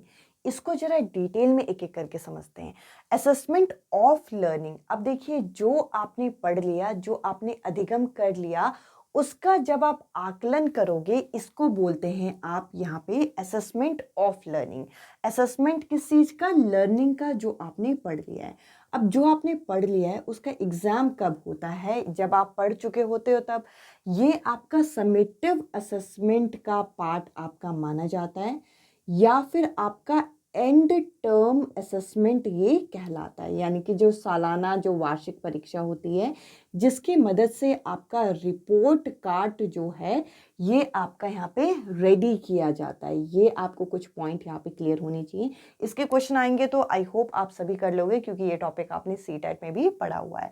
इसके अलावा अगला है असेसमेंट फॉर लर्निंग। असेसमेंट यहाँ पे क्यों किया जा रहा है? ताकि आप लर्निंग कर सको, ताकि आप पढ़ सको। ये आपकी पढ़ाई के दौरान किया जाता है। इसे हम फॉर्मेटिव असेसमेंट भी बोलते हैं, जो कि आपका मिड ऑफ सेशन किया जाता है, ताकि आप चीज़ें सीखो, ताकि आप चीज़ें समझो। और ये काफ़ी बेहतरीन, काफ़ी अच्छा है। दोनों के अपने अपने एडवांटेज है। ये आपको क्लास को प्रमोट करता है, ये आपको चीज़ें सिखाता है, ये ज़रूरी भी है। इसके अलावा असेसमेंट एज लर्निंग होता है पीयर असेसमेंट, यानी कि जो आप अपने सहपाठी के साथ या फिर जो आप यहाँ पे सेल्फ असेसमेंट करते हो, ये इसके अंदर यहाँ पे आ जाता है। आई होप ये चीज़ें आपको यहाँ पे क्लियर हुई होंगी। शॉर्ट और एक सिंपल सा टॉपिक था, इसलिए मैंने इस तरीके से यहाँ पे एक्सप्लेन किया। अब देखिए यहाँ पे अगर आप यूनिट 2 के अंदर देखोगे तो यूनिट 2 के अंदर छोटे छोटे बुलेट पॉइंट है कि यहाँ पे कौन कौन से फैक्टर्स होते हैं जो टीचिंग लर्निंग को अफेक्ट करते हैं, नेचर कैसा होना चाहिए, टीचर्स का नेचर कैसा होना चाहिए, लर्नर्स का नेचर कैसा होना चाहिए। तो देखिए अगर हम मोटे मोटे तौर पर देखें तो लर्नर्स जो हों वो एक्टिव हों, टीचर्स जो हों वो गाइड के फॉर्म में हो, एक और एनवायरनमेंट कैसा हो। एक ये टॉपिक भी है कि क्लासरूम एनवायरनमेंट कैसा होना चाहिए, यानी कि कक्षा का वातावरण कैसा होना चाहिए। सबसे पहले तो ये इसकी लोकेशन पर निर्भर करता है, यानी कि आपका स्कूल जो है वो किस एरिया पे लोकेटेड है। स्कूल ज़्यादा शोर शराबे वाले एरिया पे नहीं होना चाहिए। स्कूल के आसपास कोई मंदिर या फिर एक आप कह लीजिए कि कोई ऐसी जगह जो भीड़ भाड़ वाला इलाका नहीं होना चाहिए। साथ ही साथ आपकी जो क्लासरूम हो वहाँ पे चारों तरफ से हवा वगैरह अच्छे तरीके से आती हो, धूप वगैरह अच्छी आती हो, जो वेंटिलेशन बोलते हैं उसका अच्छे से प्रबंध यहाँ पे होना चाहिए। मतलब अच्छी खिड़कियाँ वगैरह होनी चाहिए। साथ ही साथ स्कूल एनवायरनमेंट के अंदर जो एक तरीके से स्कूल की बिल्डिंग होती है, स्कूल की बिल्डिंग किस तरीके से होनी चाहिए, स्कूल की बिल्डिंग के लिए भी शेप वगैरह बताए जाते हैं। स्कूल की बिल्डिंग इस तरीके से होनी चाहिए कि कभी कोई आपदा वगैरह आ जाए तो बच्चे भगदड़ में यहाँ पे गिरे ना, इस तरीके से चीज़ें होनी चाहिए। क्लासरूम के एनवायरनमेंट में हमारे टीचर्स और स्टूडेंट के अलावा भी हमारा जो इंफ्रास्ट्रक्चर है, इस चीज़ का भी बहुत ज़्यादा फ़र्क पड़ता है कि क्लासरूम की जो वॉल्स हों, क्लासरूम की जो वॉल्स हो बहुत डल ना हो। इससे बच्चा बोर हो जाएगा, इससे बच्चे के मन में एक तरीके से नकारात्मकता आती है। अगर क्लासरूम की जो वॉल्स हो वो आपकी कैसे हो, वो प्रिंट समृद्ध हो, वो कैसे हो, प्रिंट ब्रेस, वो कैसी हो, प्रिंट बेस्ड हो। तो यहाँ पे क्या होगा, बच्चा थोड़ा यहाँ पे इनोवेटिव फील करेगा, बच्चा मोटिवेटेड फील करेगा। तो इस तरीके से क्लासरूम एनवायरनमेंट, ये कुछ बेसिक चीज़ें हैं जो कि आप एज अ टीचर यहाँ पे रिलेट कर सकते हो। ये सभी चीज़ें आपकी यूनिट 2 में यहाँ पे ऐड की गई थी, और मेरे अकॉर्डिंग मैंने ऑलमोस्ट आपका यूनिट 2 यहाँ पे कंप्लीट कर दिया। अगर कोई पॉइंट रह गया हो तो इसके लिए दिल से माफ़ी, आप वो चीज़ कवर कर लीजिएगा। बाकी मोटे मोटे तौर पे यूनिट 2 के अंदर केवीएस पेडागोजी में आपको ये सभी चीज़ें दे रखी हैं जो कि आज की इस वीडियो में मैंने डिस्कस किया। आई होप ये सेशन आपको पसंद आया होगा। अगर आप मेरा सेशन पहली बार देख रहे हैं तो वो जो यूनिट 1 वाली मैराथन है वो भी ज़रूर देखिएगा, जो कि आपको मदद करेगी। डिस्क्रिप्शन में लिंक मिल जाएगा, और जल्दी ही आपको यूनिट 3, 4, 5 की भी इस तरीके की classes and then mock test आपको देखने को मिल जाएंगी। इस वीडियो में इतना ही। अब मैं आपसे जल्दी ही मिलती हूँ अगले यूनिट के साथ, यूनिट 3 के साथ। Bye bye, take care.